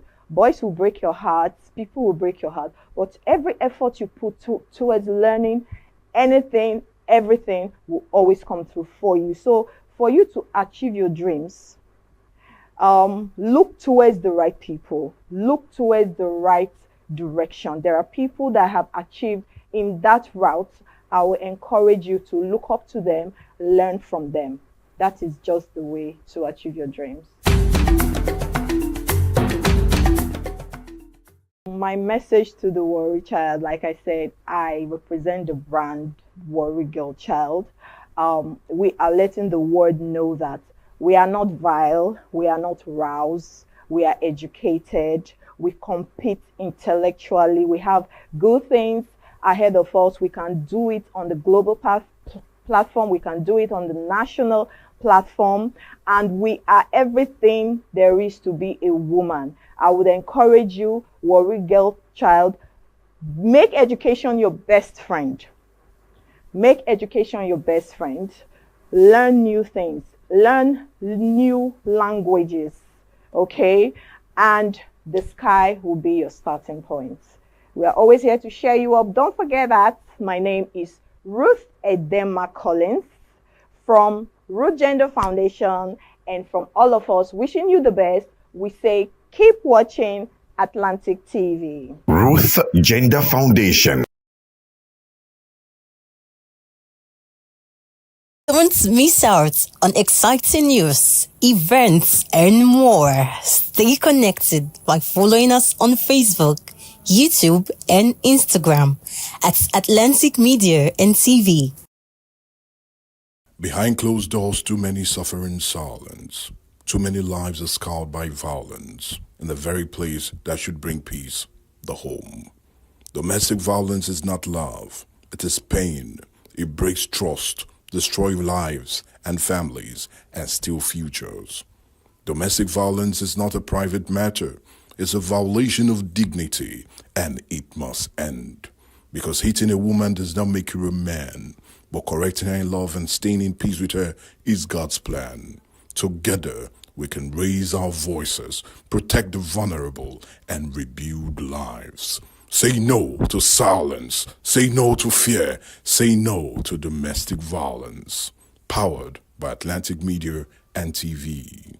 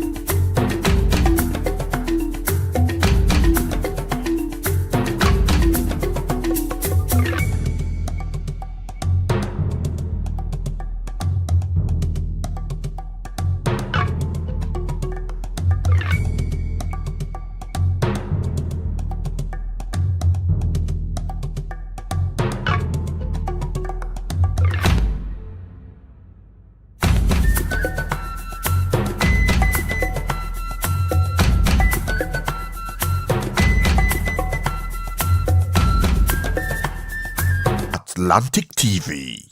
Culturally inclined and uniquely different.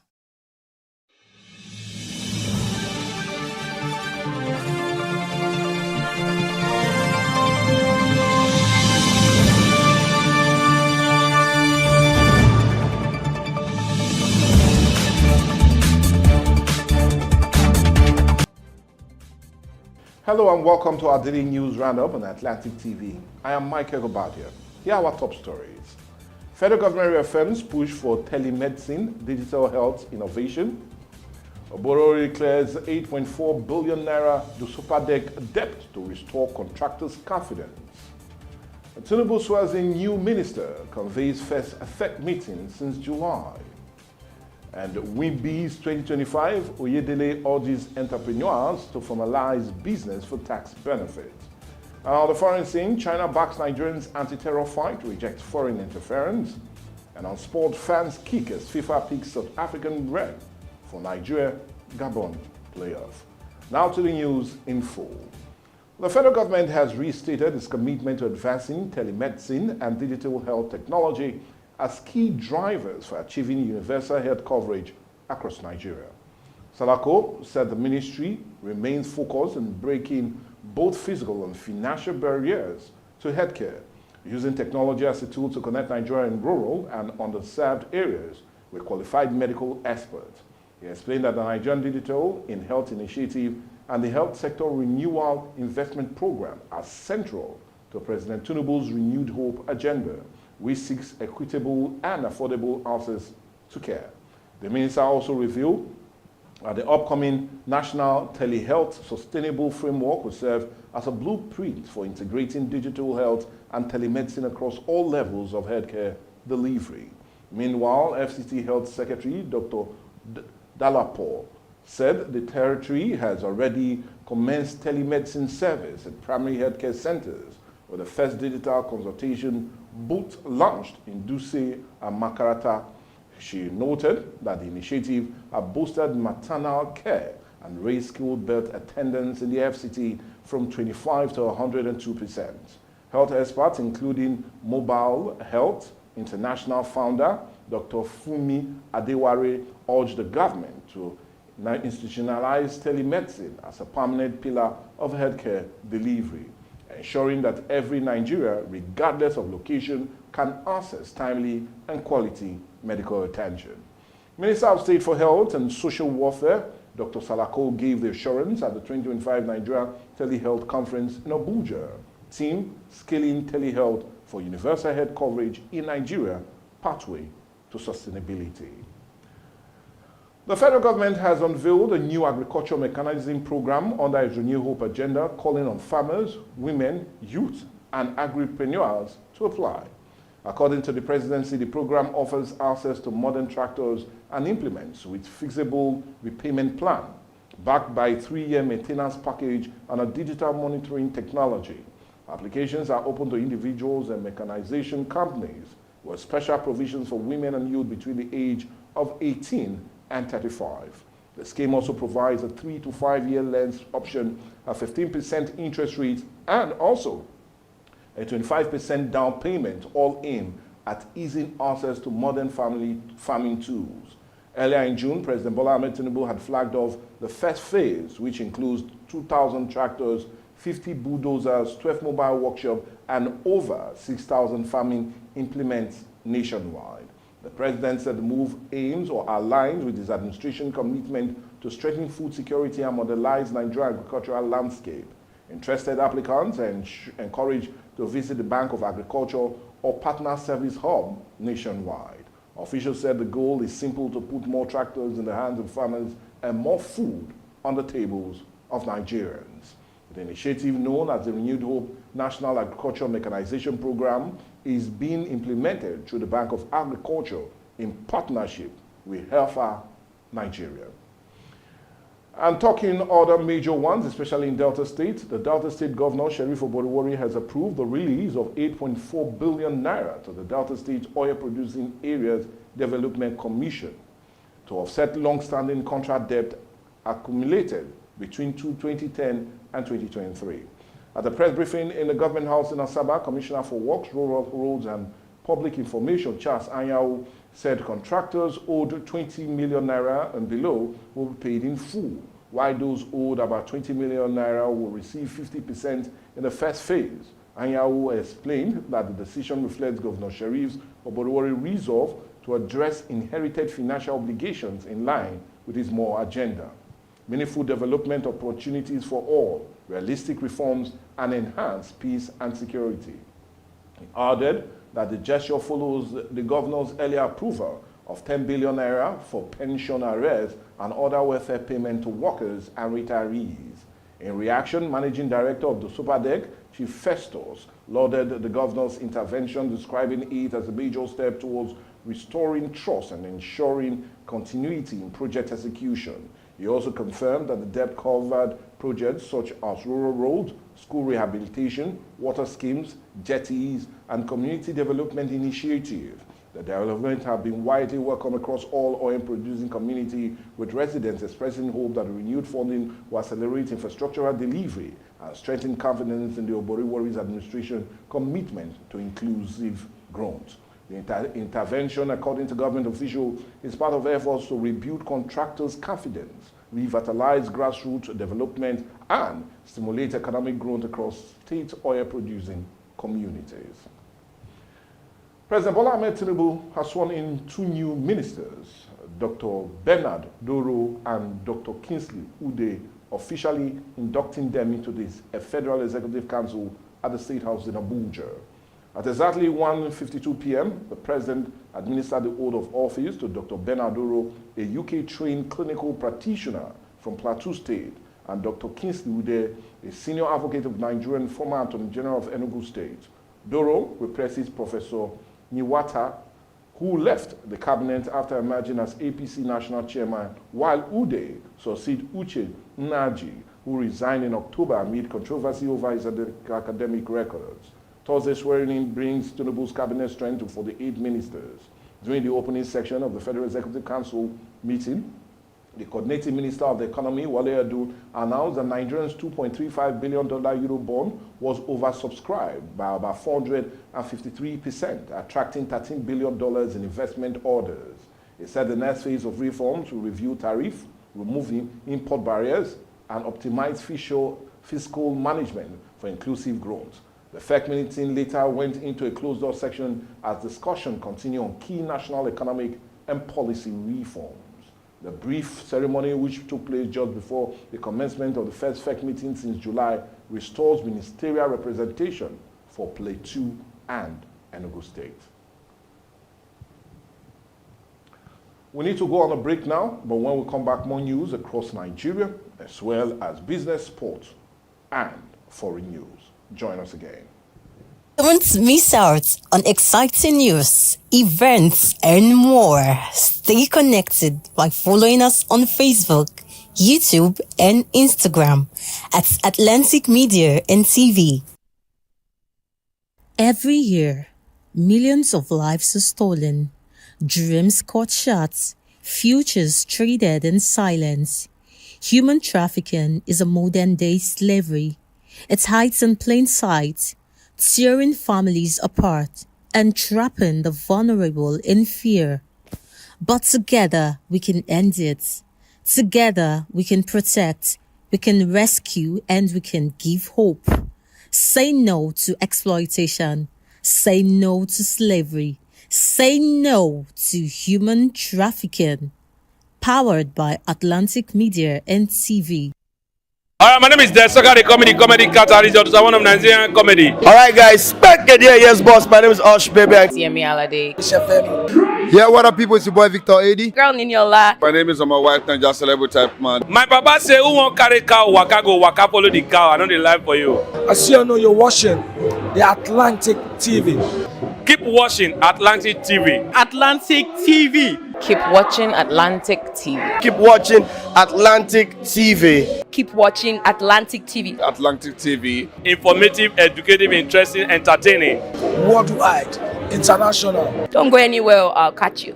Don't touch that die. Atlantic TV. Boom. Atlantic TV, we wanna party. Atlantic TV, culturally inclined and uniquely different.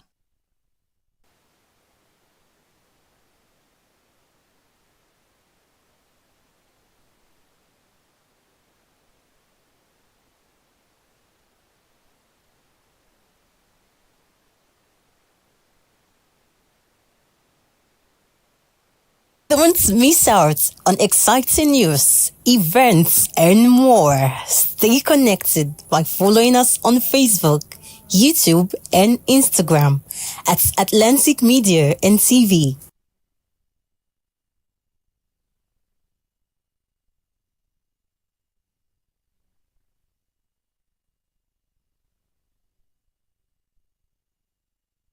Behind closed doors, too many suffer in silence.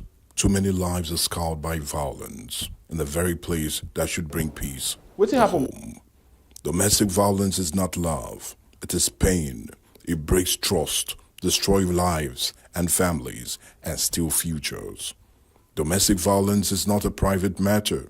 It's a violation of dignity, and it must end. Because hitting a woman does not make her a man, but correcting her in love and staying in peace with her is God's plan. Together, we can raise our voices, protect the vulnerable, and rebuild lives. Say no to silence. Say no to fear. Say no to domestic violence. Powered by Atlantic Media and TV. Welcome back. Now the rest of the news.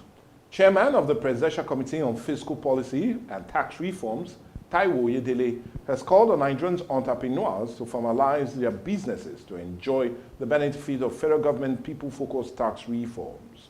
During the panel discussion themed The New Tax Law and You, Oyedele noted the government tax reforms agenda seek to reward compliance and create an enabling environment for business growth before taxation begins. It disclosed that the Corporate Affairs Commission will register 250,000 small companies free of charge. A move, he said, will encourage more entrepreneurs to operate formally. The tax chief further revealed that from January 1st, 2026, essential goods and services, including food, education, and healthcare, will be zero-related for VAT, while the new Office of the Tax Ombudsman will protect business owners from the harassment by the revenue officials. Oyedele added that the goal is fairness, simplicity, and growth, ensuring taxes do not burden small businesses or struggling households. The reforms follow President Tinubu's signing of 4 tax reform acts in June, 2 of which has already taken effect, with the remaining 2 set to commence in 2026. Speaking at the 24th annual WinBees conference in Lagos, Oyedele explained that the new tax framework exempts small companies with an annual turnover of 100 million naira or less, as well as minimum wage earners, from paying corporate tax. Still talking business, Nigerian food and beverage import has surged by nearly 45% in the first half of 2025, hitting about 607.3 billion naira, a sharp rise from the 468.7 billion naira recorded same period last year. Industry leaders said the spike reflects a growing distrust in locally produced food and raw materials. The Lagos Chamber of Commerce and Culture Group Chairman Tunde Banjode warned that the poor storage system, low quality imports, and funding gaps are driving dependence on import goods. The Association of Small Business Owners President Femi Ogbeshola blamed insecurity for the forcing farmers of their lands, while Dr. Muda Yusuf of the Center for the Promotion of Private Entrepreneurs Enterprise linked the wrong import waivers and high wheat demand. Experts are urging the federal government to back agribusiness with stronger financing, modernize farming technology, and stabilize commodity boards to cut the country's import bill. Meanwhile, the Nigerian Association of Small and Medium Enterprise cautions that the figures did not signal improved consumers' spending as inflation continues to shrink purchasing power. With rising import costs and dwindling production, stakeholders warn that without urgent reforms, Nigeria risks deeper food insecurity and higher pressure on foreign exchange reserve. Data from the National Bureau of Statistics show that while imports for household consumption rose sharply, local food production continues to struggle under insecurity, poor funding, and also weak agricultural policies. On the foreign scene, China has reaffirmed its support for Nigeria's ongoing fight against terrorism and efforts to maintain internal stability, pledging deeper cooperation in line with Nigeria's national priorities. In a post on his official X handle, Ambassador Donhill praised the growing partnership between both countries in President Bola Ahmed Tinubu's visit to Beijing last year. He said cooperation between Nigeria and China has yielded, quote, fruitful outcomes, particularly in socio-economic development and national security. The envoy stressed that China will continue to support Nigeria's counter-terrorism operations while rejecting what he called wanton threats of sanctions from foreign powers. His remarks follow renewed global focus on Nigerian security situation after President Donald Trump threatened military action over alleged persecution of Christians. Meanwhile, China Foreign Minister spokesman Miao Ling also reaffirmed Beijing's stance in a separate briefing, insisting that each country reserves the right to handle external affairs without coercion or intimidation. The Nigerian government has since dismissed allegations of religious persecution, maintaining that security forces are combating terrorism and banditry, threatening both Christians and Muslims alike. Chinese ambassador to Nigeria, Yu Donghil, made this known after a meeting with National Security Advisor Nuru Rubado, where he restated China's opposition to any external interference in Nigerian domestic affairs under the guise of religion or human rights. The diplomatic standoff between Nigeria and the United States has deepened as reports emerged that the Pentagon has completed contingency airstrike plans for a possible intervention in Nigeria following a direct order from President Donald Trump. The options under review include what military insiders call a heavy response, deploying an aircraft carrier strike group to the Gulf of Guinea, a medium option involving MQ-9 repel drones from precision strikes on insurgent camp, and a light option centered on intelligence sharing and joint operation with Nigerian forces. Meanwhile, in Abuja, Nigerian Information Minister Mohammed Idris rejected Washington's accusation of religious persecution, insisting the country's security challenges are rooted in terrorism and not faith-based conflict. In Beijing, China voiced strong opposition to what it called foreign interference, warning that no nation should use religion or human rights as justification for military action. President Trump, however, doubled down, declaring that the U.S. is ready, willing, and able to defend Christians worldwide. The situation has triggered global concern, with analysts warning that any U.S. military intervention would destabilize West Africa and strain diplomatic ties across the continent. For now, Nigeria insists it will defend its sovereignty as tension between Washington and Abuja enter a dangerous new phase. The report has it that the U.S. African Command, AFRICOM, has presented multiple operational options to the Department of War, ranging from target drone strikes to full-scale air campaign, all aimed at protecting Christians from terrorist attacks in Nigerians' north.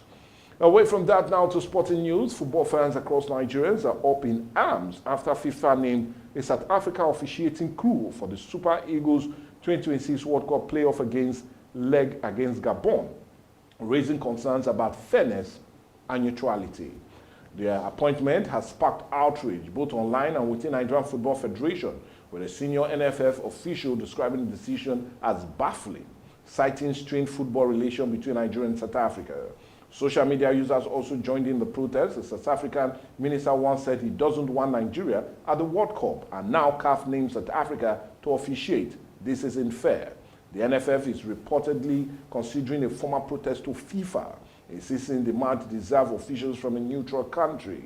Meanwhile, the Super Eagles competitions in Abuja ahead of the November 13 clash in Rabat. The winner of the two-legged tie will face either Democratic Republic of Congo or Cameroon in a final round of qualifiers.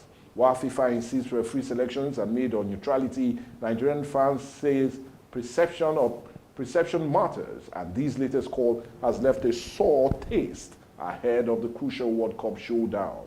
According to FIFA communication dated November 3rd, referee Tom Abogeli will take charge of the encounter in Rabat, Morocco, assisted by fellow South Africa Zakeli Siwala and Makelela, who will oversee VAR.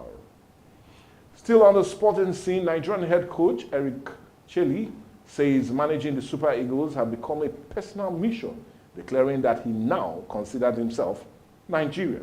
In an interview with the Confederation of African Football, the Franco-Malian coach described his connection with Nigeria as part of his DNA, saying his role goes beyond sport and is about using football to unite people. Chile, who once guided Mali to the quarterfinals of AFCON, said he feels a deep sense of pride leading one of Africa's biggest football nations, calling it a World Cup in itself.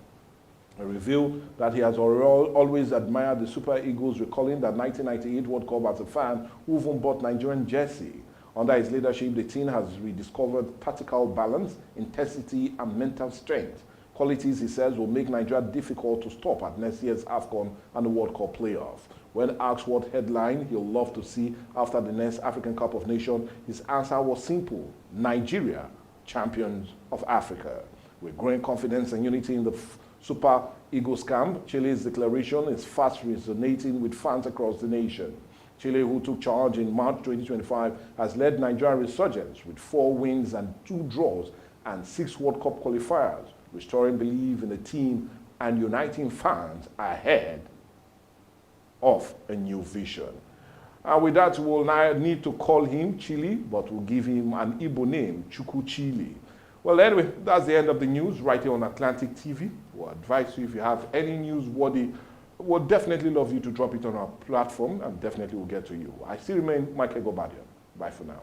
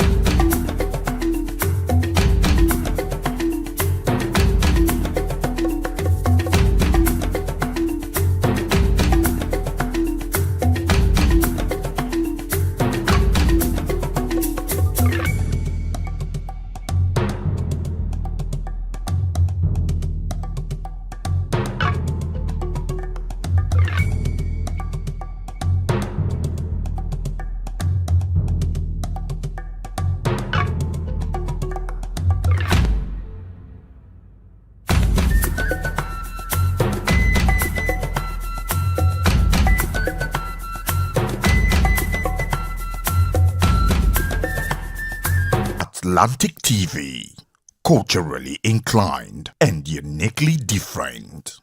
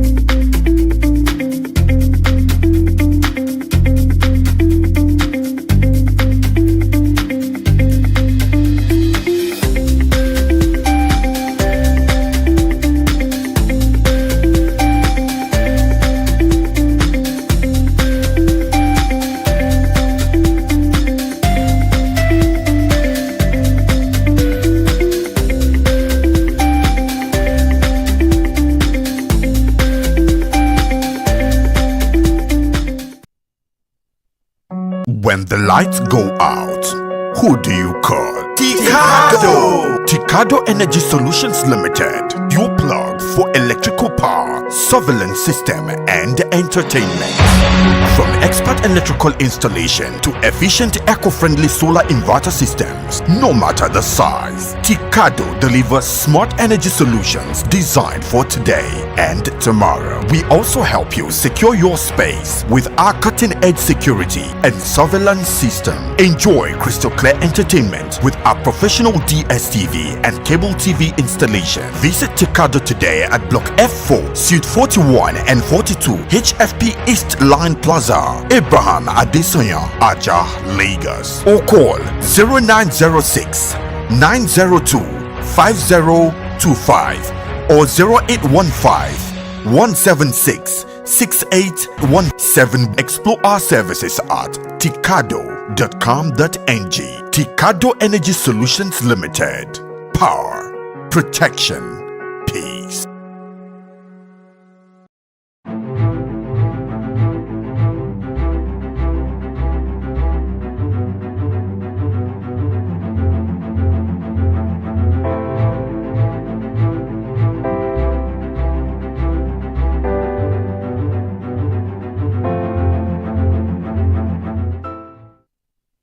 Welcome back. If you're just joining, it's Trending O'Clock. You know how we do it right here on Trending. We'll talk about all the trending and juicy gist on the internet and, of course, give our opinions about them. I am Mercy Irapo, and you know, once it's trending, I can never trend alone. Who is joining us today? Mr. Michael Gobadia. Mr. Michael, thank you for joining me on Trending. It's Friday, and always Friday editions on Trending are always really trending. Yes, really trending. Friday edition of Trending. Yeah, without wasting time, let's see our top stories for today. Yeah, we're starting with this very disturbing incident that took place in Aja area of Lagos. A 28-year-old lady identified as Juliet has tragically lost her life after she was allegedly beaten during a dispute to be identified man. According to local sources, the altercation is said to have escalated quickly, resulting in Juliet smashing the man's windshield. Angered by her action, the man mobilized someone who descended on Juliet and beat her into coma. She was shot. Man involved, and the exact cause of the disagreements are still unclear as investigations are currently ongoing. A disturbing, disheartening story to hear. I don't know what caused all of that, but mobilizing boys to beat somebody till death is terrible. That is, I don't even know how to say it, but this is totally wrong, and I hope that all the investigations are going through and then this man is brought to book. I don't know what led to all of that made Juliet to smash his windshield and all of that, and this is where we have to talk about anger management. Yes, we ought to know how to manage our anger. I don't know what made her hit or smash the man's windshield, but probably she was unable to control her emotions, and then the man on the other side was still unable to control his emotions, and then he mobilized area boys to go kill her and do whatever it says to her. But right now, we are still yet to identify this man, Mr. Michael. Well, anyway, trust Nigerian security agencies. They'll definitely come up with a name, and very, very shortly. But you know, you said it all. Yes, the issue of anger management is critical if we do want to exist as civilized and civil people. You know, both of them seem to have erred. Yeah. You will not have her to come give her side of the story because she's gone forever. Yeah. But it goes to show you why we should always we should always have that caution of restraint. You know, yeah, if something really pushes you to the edge, the best thing to do is always to walk away. If she had walked away, she will not smash his windscreen. If he had walked away, it will not end up to her being killed at the end of the day. So please, anger management, especially at this time that everybody seems to be agitated on every ground. The economy is in shambles, insecurity is high, there's growing anger in the land. So no surprise that they went to the extreme. Both of them went to the extreme. And at the end, this is the direct result of unnecessary, uncontained anger. That's the Yeah, end so of it. we really need to know how to control all of our emotions, especially now, like Mr. Michael said, we know the economy is not friendly and all of that. People are just agitated. They're angry for no just cause. And that is the very reason why we should try to control our emotions, mostly when it comes to roads. You know yourself, you don't know this person you're dealing with. Now just imagine she's gone. Well, at this point, our thoughts, our prayers are with the loved ones of Juliet at this trying and difficult times. Well, this is a developing story. Like you know, we're yet to get an official report. So let's see how that goes. If we're able to identify the man and all of that, we'll definitely bring them to you as soon as all of the story unfolds. Yeah, away from that, a young man has taken to his social media account to explain a very troubling experience involved with the Delta State Police. Yes, right here in Delta State, he was involved with the Nigerian Police Force, and not just them, the SACU unit, that is the Special Anti-Cult unit that is attached to the Delta State Police. So allegedly, they took him and some other persons that were in a hotel to charge their phones. You know, we have issues with power and all of that. So they just went there to simply charge their phones. And then the SACU units came in, grabbed all of them, and took them to the station. And when they got there, according to him, they were forced to confess to events that they know nothing about. Simply put, they were asked to say they were cultists, but they didn't. And at the end of the day, they said they should bill themselves with 500,000 naira. And at the end of the day, he said he was able to pay 40,000 naira, and some other persons paid 100,000 and above and all of that. But let's see the footage. My names are Israel Edesiri. On Monday night, after I come back for here, I take to collect quotation from Jedu. So I come sit down for one old hotel within my area. I just say I go charge my phone based on my phone went off. My phone was just 7%. I go charge my phone based on say light not in the area, and I not get money to buy fuel for my generator. So after they charge my phone, they press am for night. All this kind around 7 to 8 p.m. All of a sudden I hear gunshots. The people just come like criminal, just come. I hear gunshots. Everybody light. Wetin dey happen? Before we see there be officer. Officer for where we not know. They just pack everybody wey dey there. Some people dey there, they place no car. Some people dey there, they charge their phone for inside the old hotel because you are like not in the area, and there people they go for nights, they go charge phone. Now they carry us from Okikbere, come inside Warrior, airport road for Ogunu Road, Mopo base, drop us for there. Since on Monday, not be small beats, they beat us. They use wood whip me anyhow, see my hand, bruises everywhere. If not be say I block the snooker stick where they whip me, they for bust my head. They carry us drop inside the police station. Since on Monday, they say we'll bring 500,000 to take bill ourselves. Not be say we get money. They won't force us say we'll be parties. You see, so say we'll be ourselves with 500,000. We'll be 6 where they carry. Now they carry us reach there now. Start to the molest us, they force us to talk with you will not be, but will not agree. God not see agree for them. This incident has stirred outrage online. Many reactions. People are asking for accountability of the police, and you know, some persons are still asking for reforms, like we only say here, of the Nigerian police force. But I was able to gather some of these reactions, and let's see some of the reactions we got on net. God, I beg, borrow me visa. This one wants to run, but you can't run away from your problem. As a young guy in Nigeria, whether you're soft or not, police, they look you as clients. Okay, if your father is among those police officers that extorted this man, oh, this is so serious. This is yet another heartbreaking reminder of how deeply corruption and brutality have eaten into the very fabric of Nigeria's law enforcement. Young men can no longer feel safe even in public spaces or hotels, places meant for rest and business, without fear of harassment, extortion, or humiliation by those sworn to protect them. When justice becomes a commodity sold at the price of suffering, it's not just the people who are broken. The nation itself begins to decay. No Nigerian citizen speaks good of the Nigerian police. Why? That's a big question coming from him. I know you would professionally handle this case. Okay, this is tagging the police PR, yeah, of Delta State. I hope you would professionally handle this case. The image of the police can't continue to be dragged into the mud because of a few unscrupulous and unprofessional policemen. God, please, can you help me disappear from this part of the world?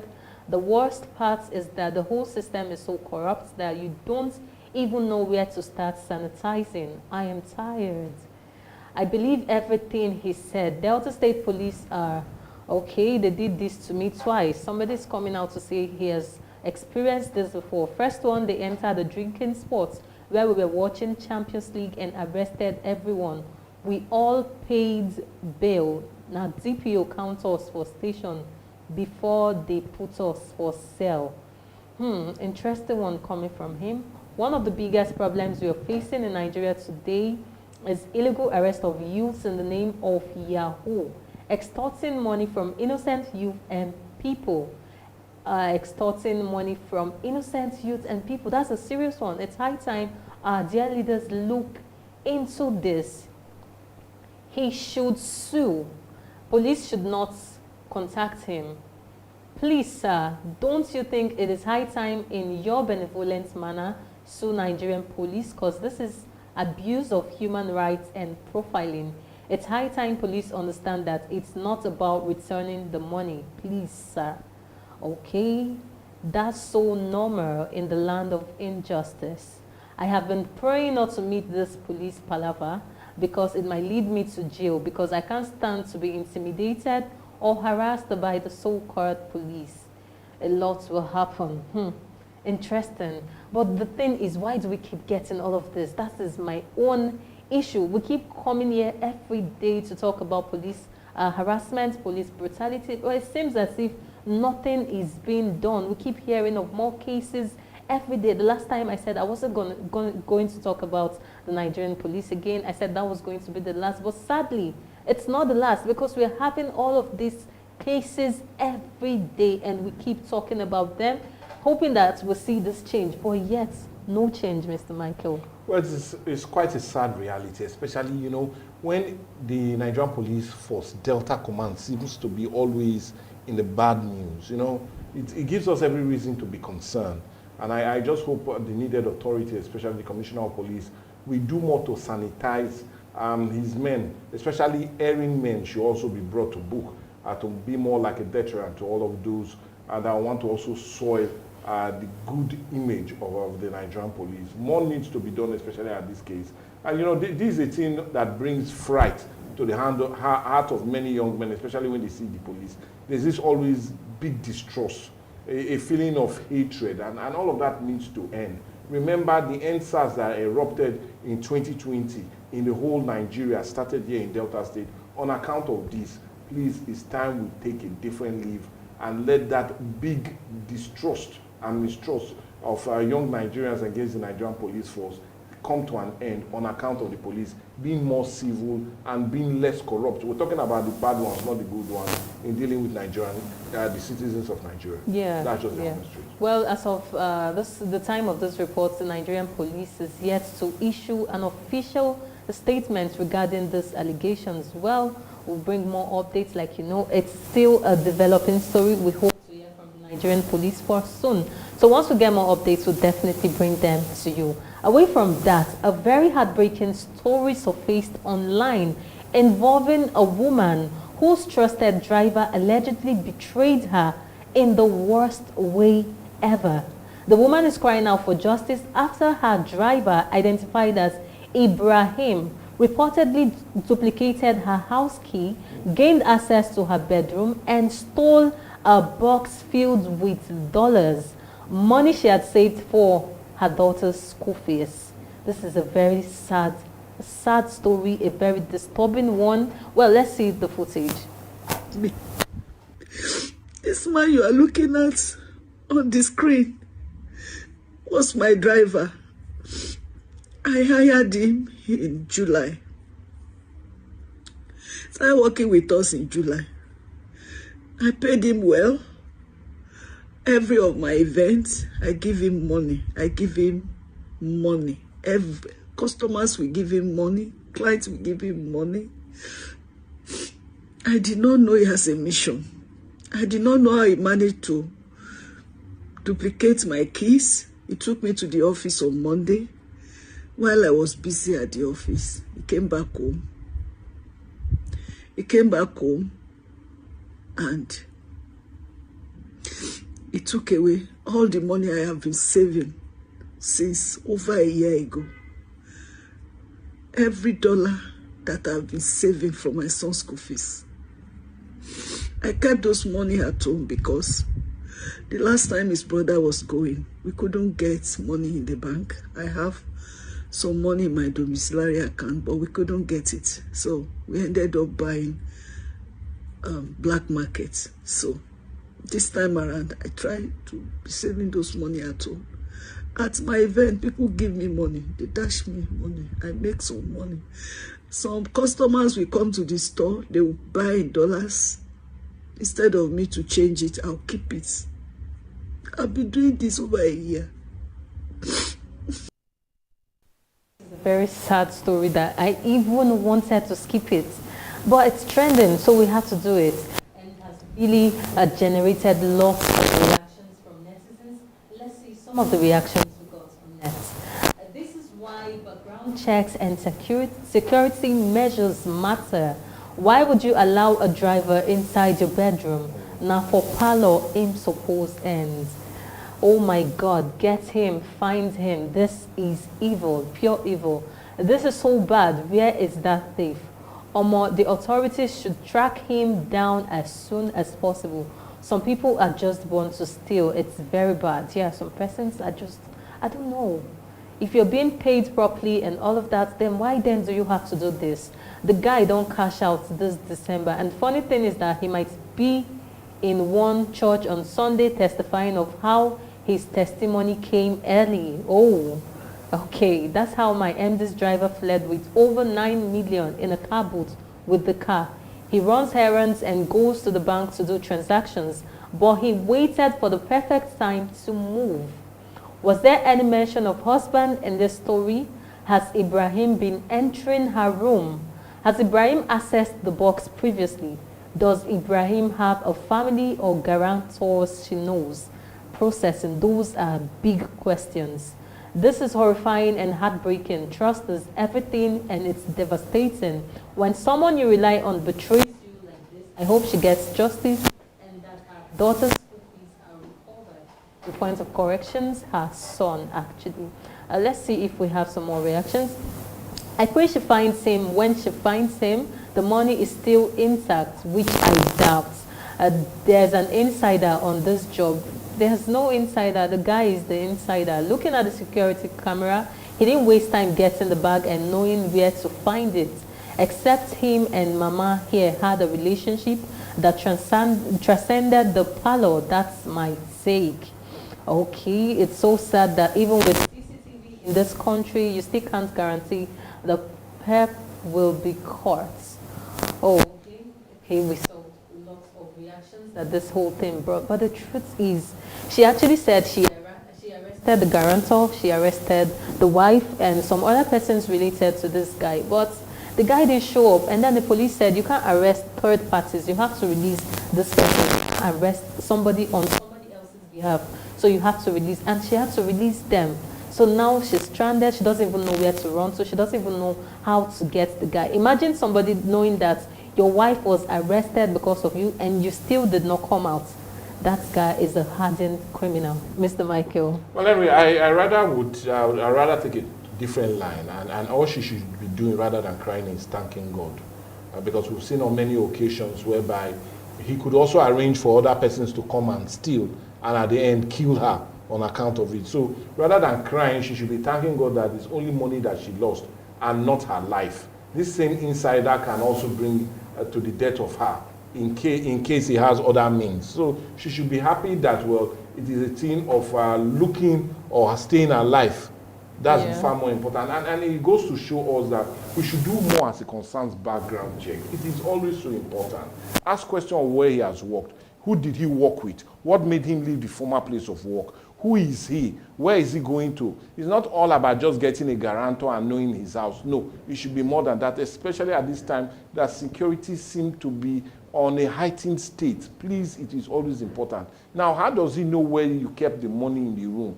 How did he? You know, those are very important questions that need a whole lot of answers, and answers that I feel you are not really giving to us. But please, madam, rather than cry, be happy that you're alive. And we've seen many cases where insider's job will bring thieves from outside and they might end up hurting you and your child. Be happy about that. Lives move on. We lost money, we gain money, but life is always so important. That's what you should do. Well, this is a sad story, like we all know, and it's still a developing story, and we'll keep following it, we'll keep monitoring it to see, once we get more updates, we'll definitely bring them to you. And it seems today has been so serious, and we're still going to end all of this with a serious one. Yes, Regina Daniels is back in the headlines. We did her story yesterday, and now she's still trending. Yeah, finally, you know, yesterday she said, we don't cry on cameras. But today, she couldn't go back. She was there crying. She broke down in tears, saying, I give up. Ned Umoko, if you want me to come back, I will come back home. Okay, let's see the footage. Guys, I tried. I tried.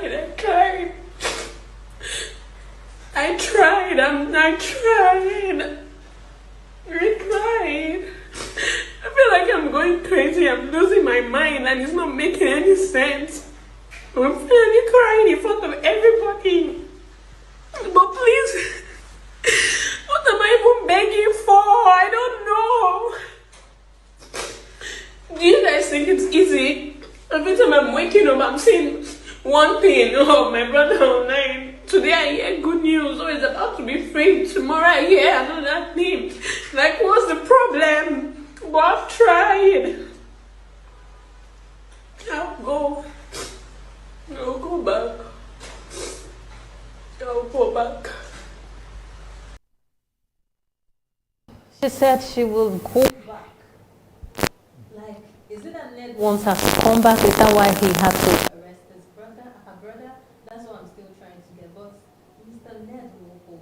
In as much as I don't want to put my mouth in husband and wife's issue, but you've not said anything since Sammy got arrested. We want to know why he was arrested. We want to know all of these things. Is it that you're taking him in because you want your wife back? We want to know all of these things. We need an official statement from you. This is becoming worse. When it started, I thought it was a child play, but right now it's becoming serious. Regina Daniels come out to cry live on camera. This is a very sad one for me. I don't know about Mr. Michael. Well, I'm just only waiting for a Nigerian version of that very unfolding drama. I know Nigeria will add a film on that. They'll call it season 1 and 2. And don't be surprised. Uche Jumbo will be a part of it. Jim Ike might have art Nedwoko. I am waiting for a full drama of that. Nigerians will take opportunity to make money out of this unfolding drama. Today, it is cry and laugh. Tomorrow, it is laugh and cry. Come on, these two should just make up. And if that's what will bring an end to all this melodrama, we are waiting to see it. But well, normally I don't talk into husband and wife issue. But please, I will tell both of you, cool temper. That's all I will say. But I think this whole drama has done, should I say, more good than harm. Because we saw her father coming back together with her mom, all because of this issue. They finally reunited. And I was like, oh, is this God's plan? We don't know. Is it her 55-year-old father and her 52-year-old mother, or is it the 74-year-old husband? Her own father is coming back to her mother. So sorry, I needed to tell them. I think there's still some form of hope. Maybe she could go back to her husband too. But one thing I know, you people should just find a way to resolve, to come back home, and then we all live happily ever after. Back to her spending in parties. Back to the Lamborghini lives and all of that. But the truth is, I just want them to settle this off camera. They should settle it off the media. We don't want to see all of these things. It's a family issue. They should go back, talk to themselves, settle all of this. Regina, if you really want to go back to your husband, do that. You don't need to come tell us all of these things. Just go back to your husband, sort all of this. If you need to apologize to him, do all of these things and let peace reign. We need peace. It's not fair seeing you cry on camera. Well, in as much as I want to go on and on, I know Mr. Michael wants me to go, but sadly, time is not a friend of man. Yes, we really need to wrap things up, but it's been interesting. The Friday edition of Trending, you know, is always a very interesting. I've had a super amazing time, and I know you've done that too. And of course, you know, you can engage with us on all our social media platforms. Drop your thoughts, drop your comments in the comment section on Facebook, on YouTube, on Instagram, at Atlantic Media and TV. Well, this is where I have to say, how will you be spending your weekend? How will you be spending your weekend? Drop it in the comment section. As for me, I just want to go happy, research, and do all of those things to prepare. Yes, feel refreshed for the new week for Trending and Viewpoints. Yes, this is where I have to tell you again that I will see you same time next week. Once again, I am Mercy Irabo. Do have a great weekend. And I'm Michael Gobadia. It's always interesting to have walked you all through the week up to the end of the week and the weekend we are. But I also implore you to do more research. When I mean research, so finding, especially as you try to redirect yourself next week. And also a lot of prayers to see how we can usher Nigeria into a better place. But anyway, I'll always tell you, remain blessed. God bless you. We'll see you come next week. Bye for now.